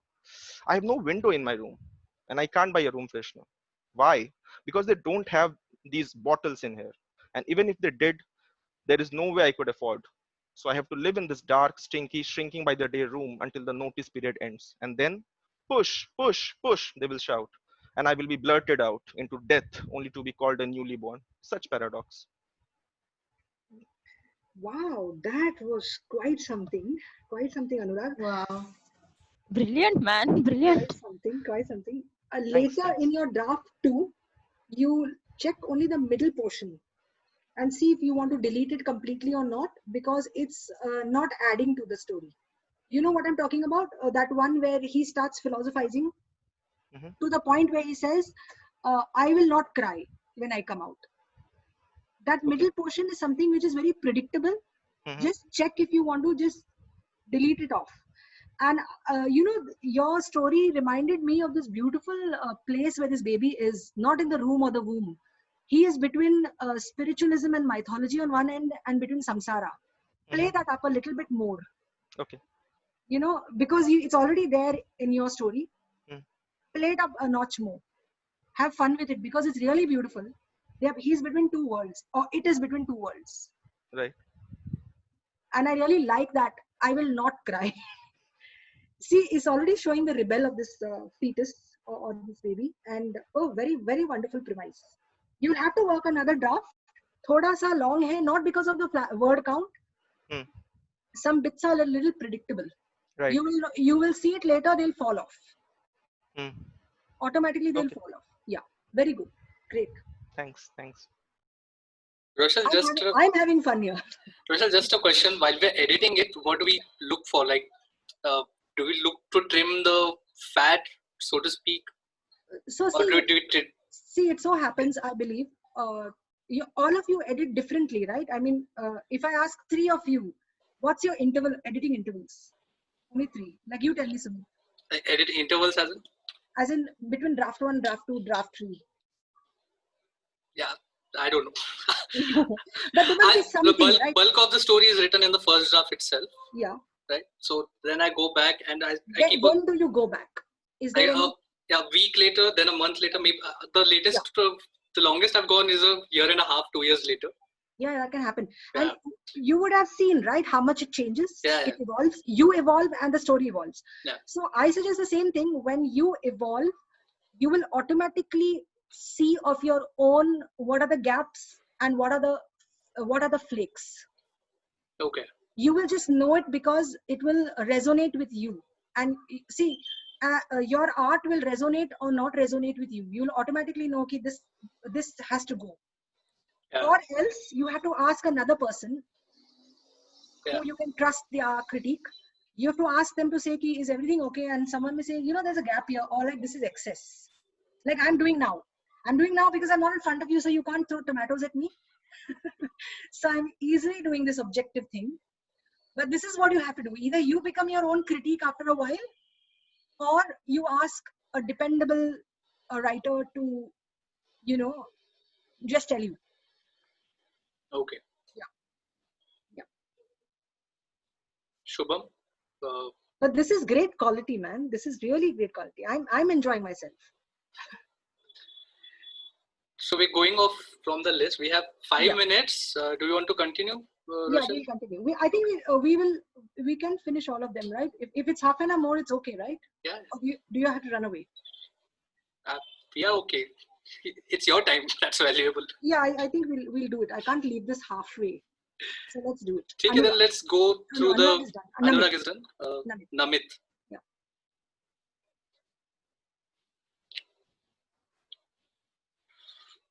Can you see my screen? Yeah. Okay. So it's my first time, so yeah. It will be... Increase the font size. Okay.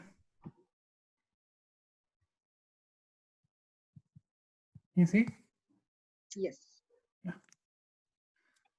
Okay, can anyone else read for me, because I'm pretty bad at reading. It's your story, man. Read it. It's okay. Okay. I was shattered when my father decided to hand my bat to my younger brother. It had been my best friend for more than a year, and we had conquered the world together. It didn't matter what ball the world threw at us, or how many times we were knocked down. It had been with me.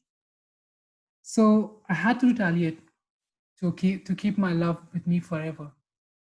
But this time, the antagonist was my conquest was my father himself, and now I must pass it on to my brother. Being an elder brother is a curse. I hate it. So, what would you do if you were me? The first option was to retaliate directly. Lucifer did the same. This is probably the most useless technique since the beginning of the eon. Even Lucifer was banished, even though he was the youngest. Second option would be lending a hand. And whose hand would be better to lend than that of the only person my father has ever bowed to? You guessed it right. It'd be my mother. I went to my mother and begged for her help. But what I missed to consider was that the younger devil belongs to my mother as well. As I said earlier, I hated it.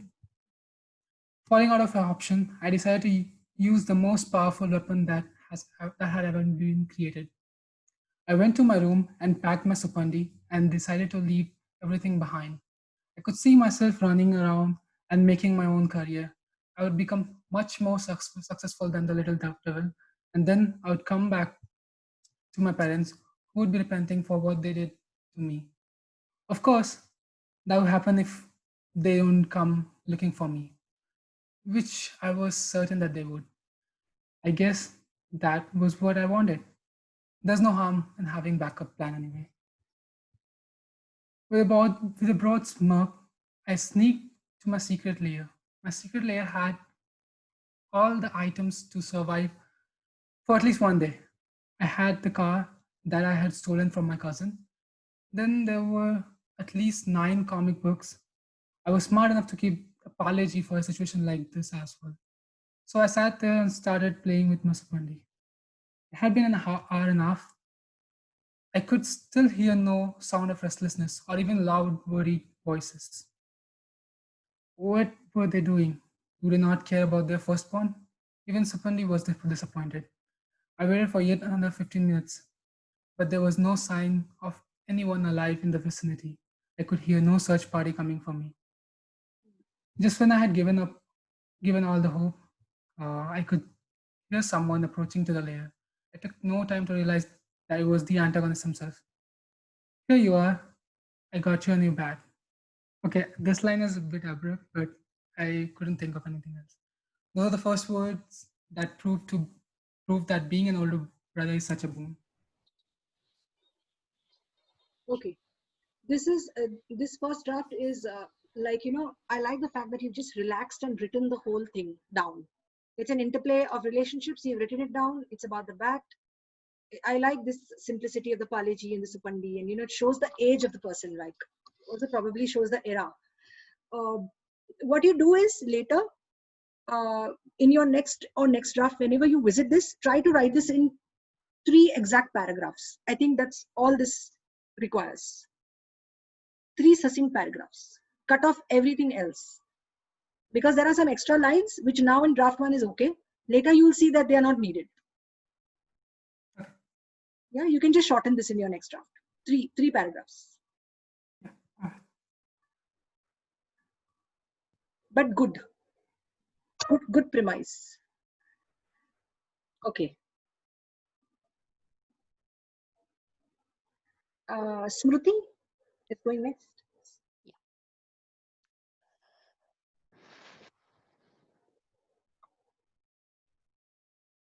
Please let me know if you can see this. Yeah, we are going to see it right now.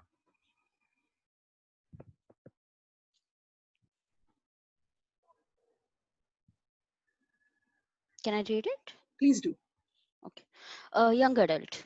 Ankit picked the fledgling post below the mango tree, the ants crawling all over. He delicately wrapped the young pigeon in his handkerchief before placing her in his school bag above the books. A makeshift nest was made with a shoebox hidden in the drawer of his study table. She didn't touch the grains or water, but she buried her head under her feeble wings and slept. The next day, she still refused to eat. He dissolved some biscuits in water, opened her beak a little, and forced the viscous liquid down her throat with an ink dropper. As she struggled to free from his hands, a little went into her face, but most spread over her sores on her body. Ankit decided he needs to wash the bird so he can put some antiseptic on her and then she might eat something. He took her to the bathroom, opened the tap, and put the bird under the running water. The entire time she flapped her wings. He tried to calm her. See, now you're clean. Don't worry, you'll get better. He whispered as he held her firmly in his hands and peered into her eyes. The bird shivered, twisted her neck from side to side, opened and closed her beak for a minute, and then her eyes drooped and she went limp. After trying to wake her up, Ankit decided the bird was not dead. It was simply resting or in shock. He decided to leave her near the same mango tree where he found her in the first place and wait for her parents to come back for her. That's all. Thank you. This is a complete story, This is a complete flash fiction piece, Smriti. And so there's nothing to say about this. There's a beginning, there's a middle, there's an end. Okay, it's quite nice. I was thinking about the title, and the title made perfect sense. Young adult means this is the person taking responsibility in the world, right? He's seeing the bird who's nearly dead with ants crawling, and he's wants to do something about it. That's what you meant, right? The title is the key to understanding the story in a way. Yeah, he wanted to be an adult, but he must have left the bird there in the first hand. That was the Yeah. intention. So when he takes the bird, what is happening is a shift of responsibility, right? World responsibility. The boy says, "I'm going to care for this bird." So in your next draft, so this is complete actually, beginning, middle, end. In your next draft, if you want to work on this, see if you can bring the boy out a little bit more in terms of description or something more, because he's becoming young adult, no? So I want to see him a little more in your imagery. Or just see, but it's quite self-contained. Okay, Akshinta. The problem is I have not written it, typed it out. I just written it in my notebook. All right, then read it. Yeah. Ayushi watched from her balcony. The trees trickled upon the dandelions, and the bees made honey from the nectar of the flowers. She was waiting from the Prime Minister's speech during the 15th August ceremony. The rains, as well as the beautiful landscape of her balcony window, was exuberant. Mohan, her neighbor, looked forward to seeing her during evening to play badminton. Since it was raining, he didn't show up. He sighed, looking at the dandelions, and saw her watching from the window. She waved and he smiled, happy as a little 12-year-old on his birthday. That's it. Yeah, it's quite nice. I wish I could have seen it, like just to read it. I think the last, is there something missing at the end? You wanted to write something more? Or Like, is this complete? Like, I wanted to add a bit like happy as what, so that, 12-year-old on his birthday, add something. Yeah, I think there might be something that needs to be there at the end. Yeah. Yeah, but otherwise it's good. Can you send this piece to me, because I need to see it, read it. Yeah, can you send me your email ID? Yeah, it's just rochellepotkar@gmail.com. Yeah. Okay. Okay. Type it. I'll say it. Just chat it. Because when you have to read these things, actually see them. Okay, so we can move on.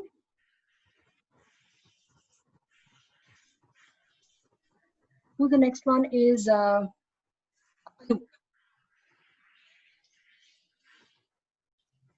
just share. I've never tried my hands at fiction. Just written two small microfictions in this current time. Yes. So the first one is she pushed him down, blood spurting. He was born. 2 decades of blind love. Yesterday she scolded him. He pushed her down, blood spurting. She died. This is And brilliant. This is brilliant and complete. Okay. No editor can touch it. I mean, you made it editor proof, yaar. Kya kar diya ye? Why are you robbing us of our responsibilities? This is a backhanded compliment, anyway. Yeah.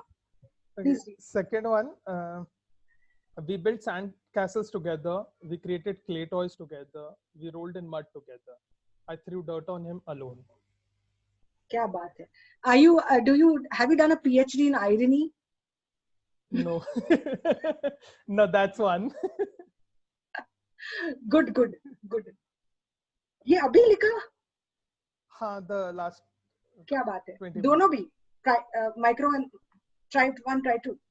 दोनों micro ही है. मतलब I have never tried my hands at making a bigger one, so पता नहीं है कितना बड़ा होता है. So these two are perfect. This I liked. Yeah. Okay. Yeah. Then what is there down? Oh, I was trying to create a bigger piece. So but I didn't finish it. Acha, So it's I not just left complete. it there. No, these two Yeah. pieces are wonderful. They're absolutely edit proof. क्या कर दिया है? I'm feeling happy. Good. Very good. That's good. Yeah. Love this, Anand. I was just saying I love this. And you have written fiction. क्या बोल रहे हैं नहीं लिखा? Anup, you should try haiku also. You should try haiku because you do very good juxtapositions. Yeah, I was imagining a haiku in this. In your last lines now, because your juxtaposition is so strong, haiku should also be tried. Try that. What can you explain me a bit about haiku? So in haiku, we basically have 3 lines of poetry, right? But in those 3 lines, we have 2 images. Okay. And the images have to be juxtaposed against each other. In what way? If I give you one example of my memory, it's like image 1, 3/4 moon. 3/4 moon. Image 2, the missing pieces of my life. So juxtaposed, it means that the person who's looking at the moon, 3/4 moon, is thinking of the missing pieces of his or her life. Got it, yeah. That is an imagery juxtaposition. When you are doing this one, blood spurting, she died, or I threw dirt on him alone, this is juxtaposition, no? Very strong. Yeah. ये जो twist होता है, so that's strong. So yeah, haiku will also be good to experiment. Sure. Also, these two can pass as poetry, right? Poetry. Let me see. Okay, from poetry. I was looking at it from just pieces of writing. Let me see if I have good genre.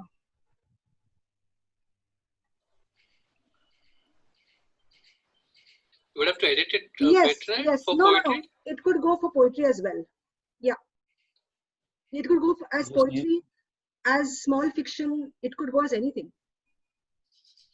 Maybe just titles in Egypt. That's all. Titles. I didn't get that, Shankar. Yeah. I felt it was like shairi, English shairi. Because it's so small, no? Like he like was a couplet. Yeah, Like I mean, a it's got couplet. four lines, and like it was like really amazing. Yeah. Amazing last lines, yeah, both of them. Seriously. Thanks, Shankar. Thanks, Chaitanya. Okay. So we move to the next. Let me just check the order. Asta. Asta has read, right? Asta read. Yeah, I have read it by mistake. Yeah. Please continue. Chaitanya. Okay.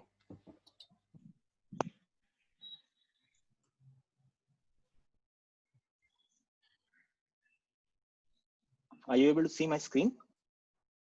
Not yet.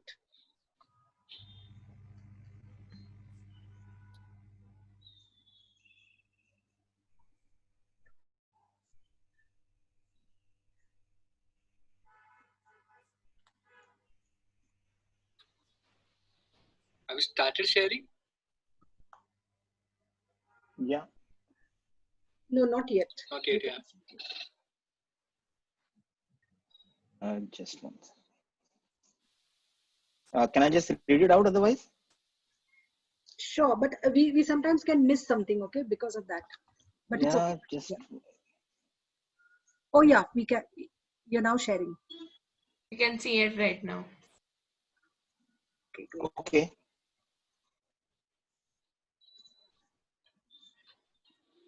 So should I read it? Please do. My most remarkable epiphany is a room that I have visited often. It's in my earliest memories, and yet of which I carry no concrete physical evidence. A dirty hospital room. It's raised 2 floors above the ground, a threadbare space with a tiny window that opens out into the street. A single iron cot pressed against a dirty white wall. A mattress draped in a once white sheet, bathed in yellow-brown stains of past births and deaths. A metal rod protruding from one of the 4 corners with an IV bottle hanging from it. I'm not sure if the IV bottle is connected to my arm that I cannot see, But I know somehow in that room, on that cot, wrapped in a little bundle of dirty hospital cloth, is me, fighting for a chance at life. Now, of course, I lived. Should all babies be so blessed? What if a certain Mr. and Mrs. Hitler ask you the same question? Thank you. Wow. The last line is very poignant. What if a Mr. and Mrs. Hitler asked you the same question? This almost makes it look like if it's from a different history or era. Is it? No, it's just, I mean, you said right with epiphany. So I have this earliest memory of mine is this some hospital room. So I just mixed that and I said, okay, the child lived. And then, but do we judge all babies the same? I mean, if Mr. and Mrs. Hitler were to ask this, then. Okay. I like the end because it takes me almost to Nazi Germany, or I don't know where it takes me. I also like the imagery that you've evoked because it's so vivid. Whatever you know, that window, that bare room, that cot, the hospital beds. You have to only worry about the word dirty, which you use 4 times. Wo paap hai, okay? What you would have to do is find synonyms for dirty, and not big synonyms, just tinker it with that. Other than that, I thought it was very vivid, and the last line was actually what nailed the whole thing for me, because it took me to almost being genocidal. I don't know, I had this idea about genocides. But I have a question, Rochelle. Yeah. This seemed memoirish till that last line, right? So would this be non-fic, transposed over some sort of semblance of microfiction? How does this work?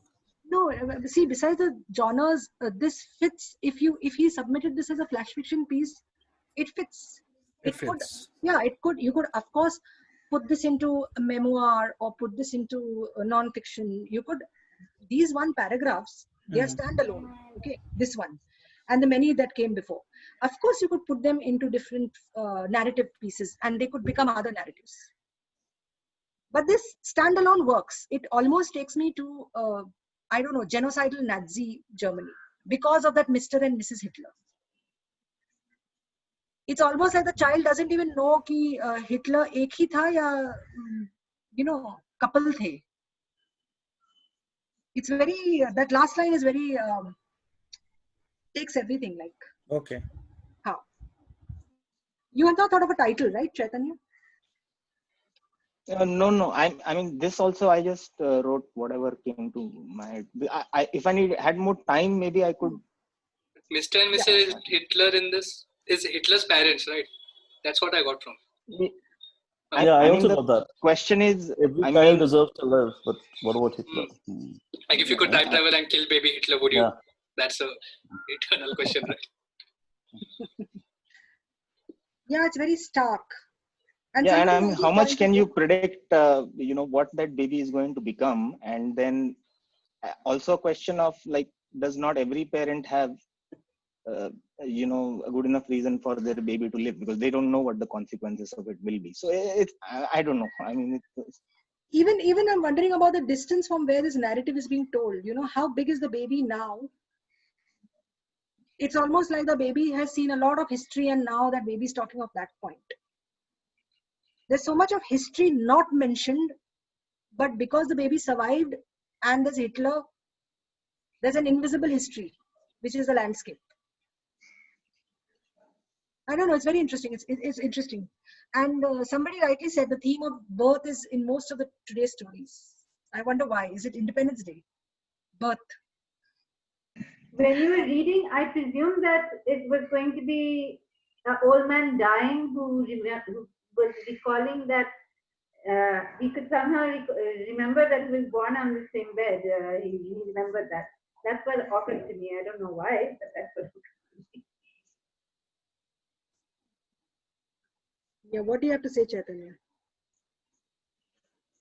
No, basically, I mean, for me, it was, I mean, am I also a good enough person, versus Hitler, or can I also be a Hitler kind of? So there is also a comparison between my, survival and whatever birth and, maybe a baby Hitler. So it's, I don't know. I just thought that that last line probably just added a lot of these things.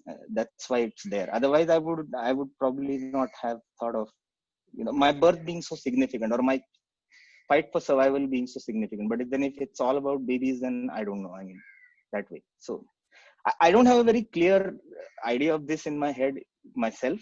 But that last line, I just thought it adds a lot of possible questions, more Yes. philosophical maybe. So Yes, that's why I the told last you that. line, the last line really takes the story to some other place. Had that line not been there, it still would have been a story, a small story. The last line takes it to some other space. Yeah. Wow. So much to think.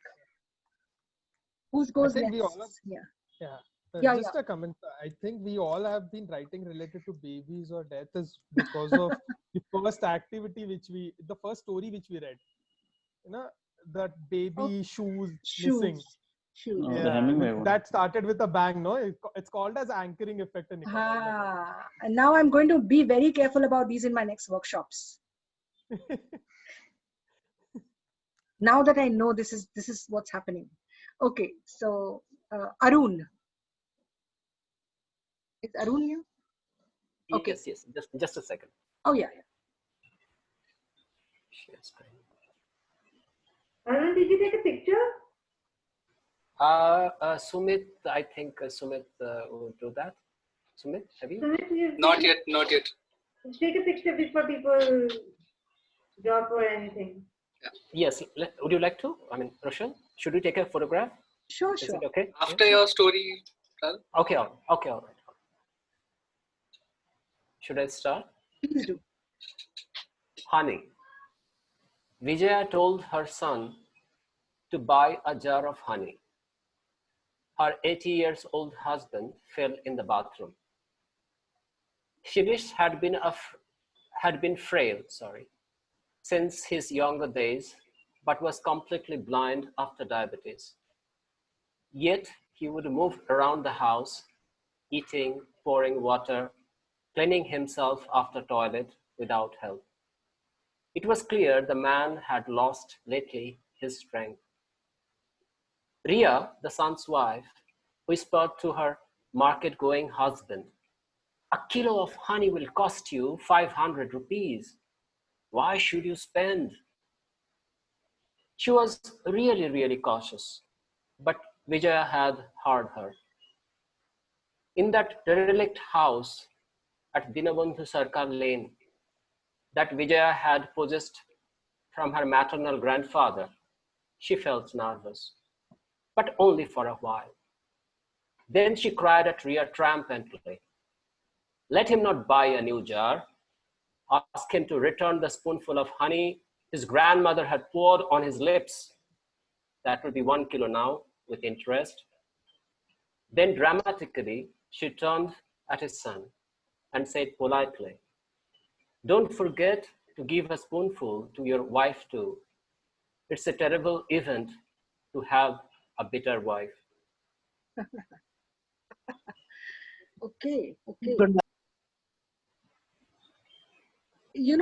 Arun, there's so much of sense of place here. Even though you've not mentioned the house. Okay, I can, because of the Deen Bandhu Sarkar Lane, it suddenly opens up the house for me. It's an old house. There are old rooms. You mentioned none of this, but this is coming through just because of the Deen Bandhu Sarkar Lane. The simplicity of buying honey and what is honey all about. Yeah. I think you at a second draft develop more of the imagery. Okay. Tell us something more about the rooms or the place or the smell of the place. Okay. There's so much more here. Not in the story. The story seems okay. It's the backdrop. Okay. Yeah. Rochelle, I had a doubt in this story. What if the story had begun with Ria, the son's wife, and that Shirish Pas was not there? I mean, that slight structural thing, no? Up and down, you're saying. No, in the sense that the Shirish part was not there, and the story had just begun with the son going to the market, and then the daughter-in-law saying that it's going to cost you, and the mother-in-law overhearing this and retorting. Yeah, Yeah. Yeah, make the audience work. That's the conflict, right? So you start with the conflict from the get-go. In a sense, if that Shirish part was not there and it was just these three So characters. So Kinjal, what you're suggesting is now probably a restructuring a little bit. So maybe Arun, you can try in one draft to see if a different stanza works on top. Sorry, paragraph works on top or not, and whether it has a different effect as it opens up. Just juggle those paragraphs and see if it gives you a different narrative. Okay. Yeah. Okay. But that's good. That's good. I can actually see around 100 more words in the story somewhere in the middle. Like maybe the what you already told Rochelle about the description of the house a little bit. But I can easily see 100 more words. I see 184 count. It can easily go to 300, in my opinion. I think that Deen Bandhu Sarkar Lane is so powerful. It's almost like the name of a man, like it's a name of a street. And you're wondering what is on that street? What are the houses? What is the architectural concept? It seems like an old place. Is it? Yes. Yes. I mean, most of the lanes of Calcutta is old, right? Because bring more Kolkata here. Then. If you brought the lane. So if I'm allowed to defend this story, because of course it is not defendable, so maybe I'm trying in vain, is that, the conflict is here of a relationship between a husband and wife. I mean, Kinjal, what Kinjal said, right? So the problem is not only about that son is buying and why he's buying a costly stuff. The point here is that look at the husband-wife relationship here and the husband-wife relationship there. And look at Vijaya's trouble, because this man is having diabetes and still Vijaya is going to recommend honey to that man. Because Vijaya thinks that it is the correct thing to do. Because Vijaya thinks that she is protecting the husband. And look, even wife is also protecting the husband. Riya is also protecting the husband. And then the tussle happens, correct? See, what is good about a flash fiction piece or small pieces, like even poetry and all, you can keep moving them up and down like mosaic. And that's, you can see another version, then you can play around. Okay. I think that's a fun, when Kinjal says that, it's the fun. But beautiful. You took me to another city. Thank you. One of my favorite cities. Thank you so much. So let me check the list, okay? I think we are nearly done. Neil and Urmila. Neil and Urmila. Should we take a picture here now? Sure.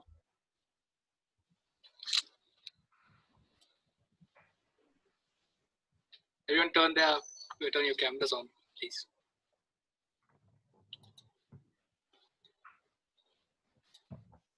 Abba Shubham.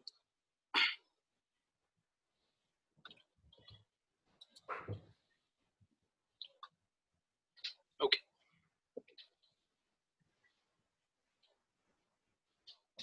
Neil.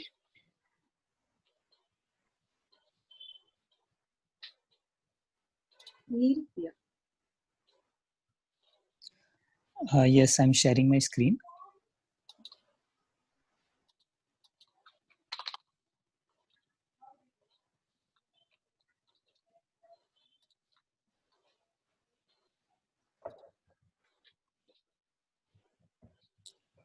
Are you able to see? Not yet, but not yet.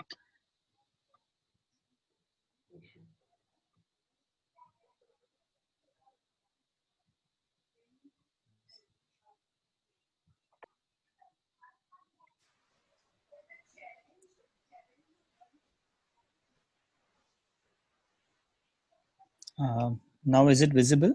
No, not yet. Okay.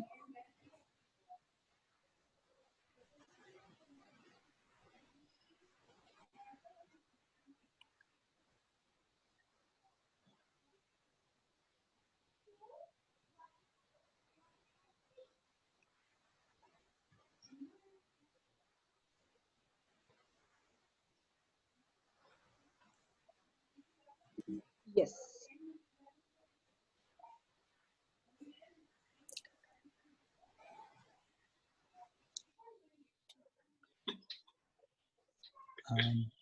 If it is visible, then I'll read. Please do read. You can see. Okay. Extinct species section. Today's exhibit, the tiger, last seen AD 2020. Next display is empty. The plaque reads, reserved for humans.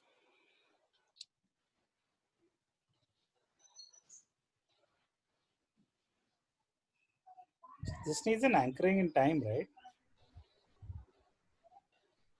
Pardon me? Yeah. Yeah, this needs an anchoring in time. Because if we aren't playing with the spatial, then we're playing with the temporal. Yeah, this almost felt like it could be pictorially more beautiful. Yeah, that cartoon or something, right? Yeah. One panel cartoon, yeah. Yes, those New Yorker cartoons which are there, like, you know, you just have 2 sections. Yeah. Have you written anything more? No, this is it. Yeah. So I can stop. This is good, but as we were discussing, you know, this looks more pictorial. Got it. Thank you. Okay. We have Urmila. Yeah. Yeah, I'll share this. Sure. Can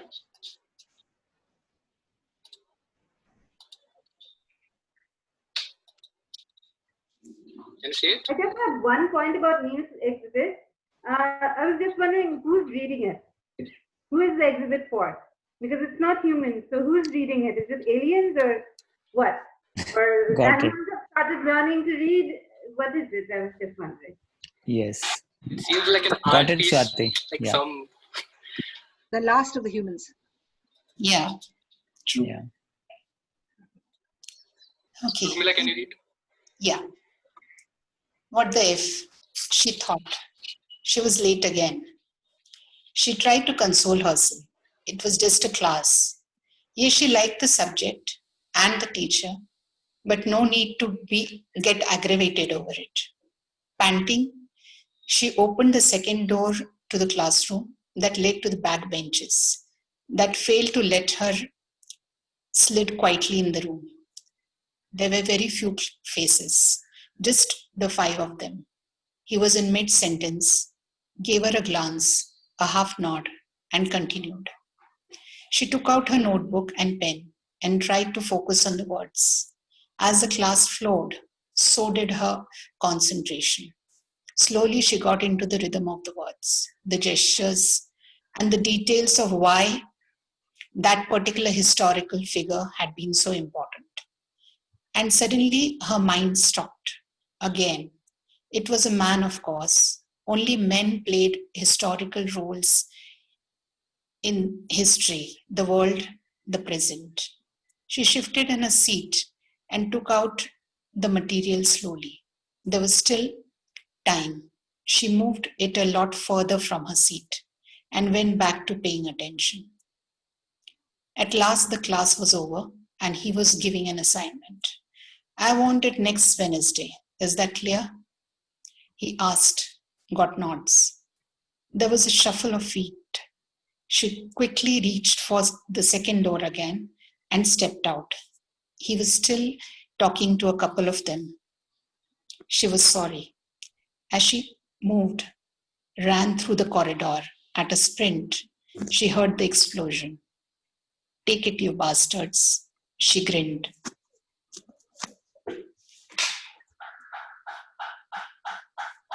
Very interesting. Very interesting. I was wondering the aggravation. No? If you could play that up, so in the end, it matches the explosion. Okay. So because right now, it seems okay. This is a good premise, but there are two things you can improve in this in your next draft. One is when you're talking about the assignments and historical figures are mostly where is that one? Yeah. Only men played historical roles in history. Yeah. If you could give me even few examples, okay, that would create the imagery, and you could do that across era or across time zones, countries, whatever you want. But give me those images. Okay. And that is one. You can still aggravate this to the so that the explosion, kind of equates to the explosions. That when it is like, take you bastards. You need to feel that. Oh, okay.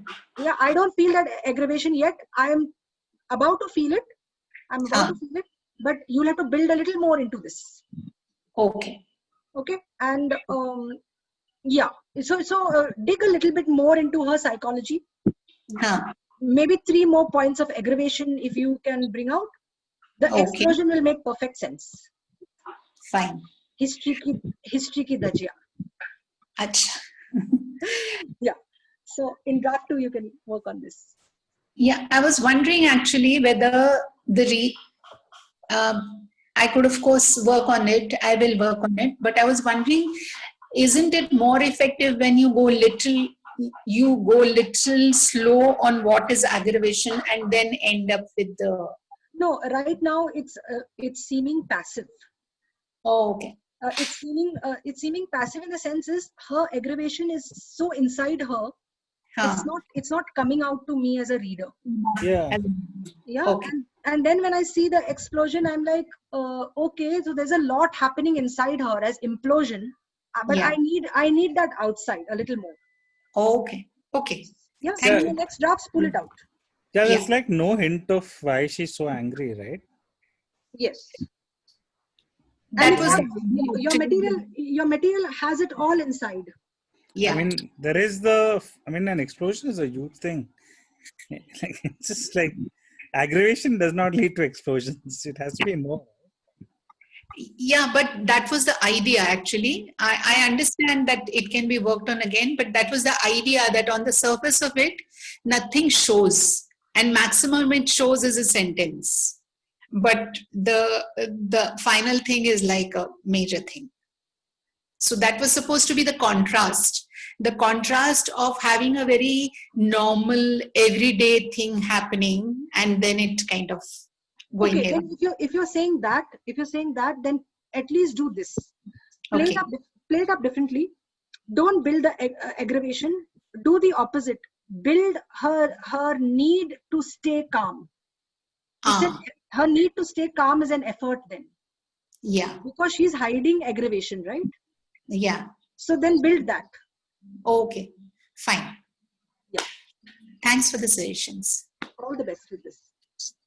Urmila, I thought my first thought was saying that after you say that it's only about the men, you could say something like they never mention about the sacrificing woman, the woman who died, the woman, something about the harems of women, women prisoners that they usurped or something like that, or feticides or...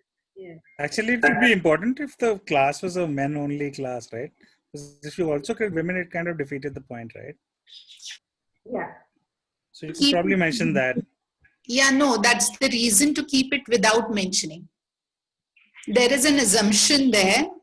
So if it works, fine, but I don't want to go into the... I mean, I can, but I think that makes it very in your face. So that's why.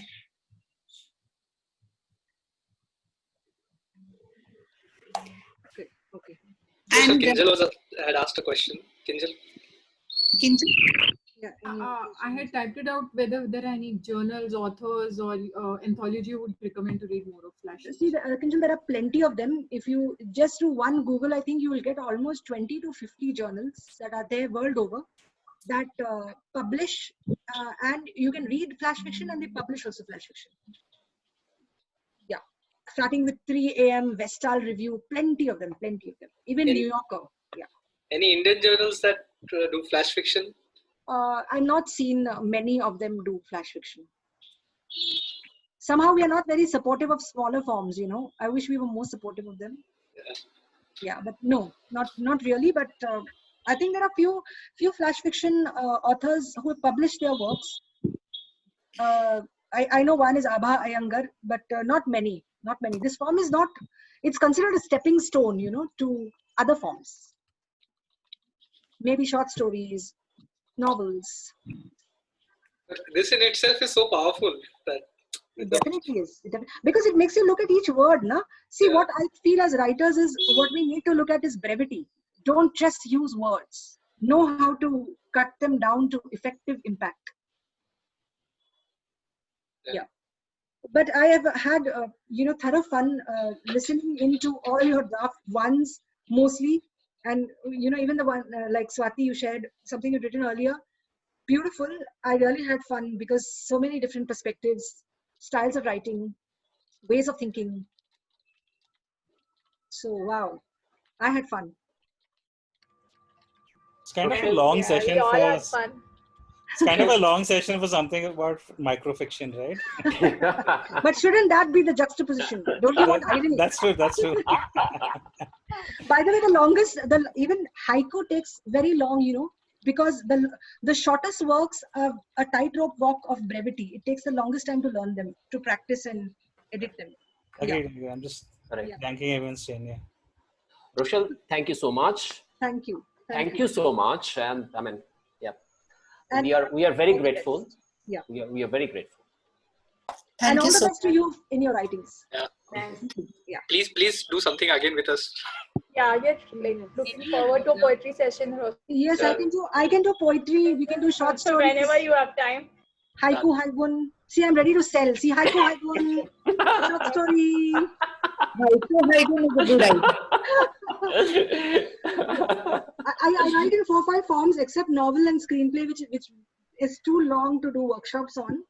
All the other chota forms. This is very insightful. Thanks a lot. Yes, and I enjoyed it too. In the chat, it didn't come out nicely, the formatting of it, but we were 25 people with dreams who came 33 at a point. Yes. Okay. Listening to Rochelle Potkar, hopeful that her words will make our words lead more beautiful stories. Of course. Thanks for And keeping all the best to your writings. Please continue your beautiful work. And see you soon at some other workshop. Absolutely. Thank you, Rochelle. Thank you so much. Thank Just 1 minute. I'll tell what we have coming forward in the next week. Yes. Tomorrow we have our Sunday writing session. On Monday we have the last of the Midsummer Night's Dreams reading, and on Tuesday we have Bala's story to the idea to novel workshop. It's a full day workshop. Everything is free. Don't ask again how much it costs. So. And then again your Thursday workshop. Thursday, yeah. Wednesday again a reading. No. Monday is the last one. Okay, all right. We don't have anything on Wednesday. Thursday is the writing session again. The same as Sunday one. Yeah. And Saturday, I don't think we have announced Shankar session. Shankar session, yeah. Thank you. Thank you, Rochelle. Bye. Bye. How much does it cost? Okay, thank you. Your time, Abbas, we've talked about your time. We need your valuable input and dreams. Bye. Have a good day. Bye. Bye. Bye, everyone.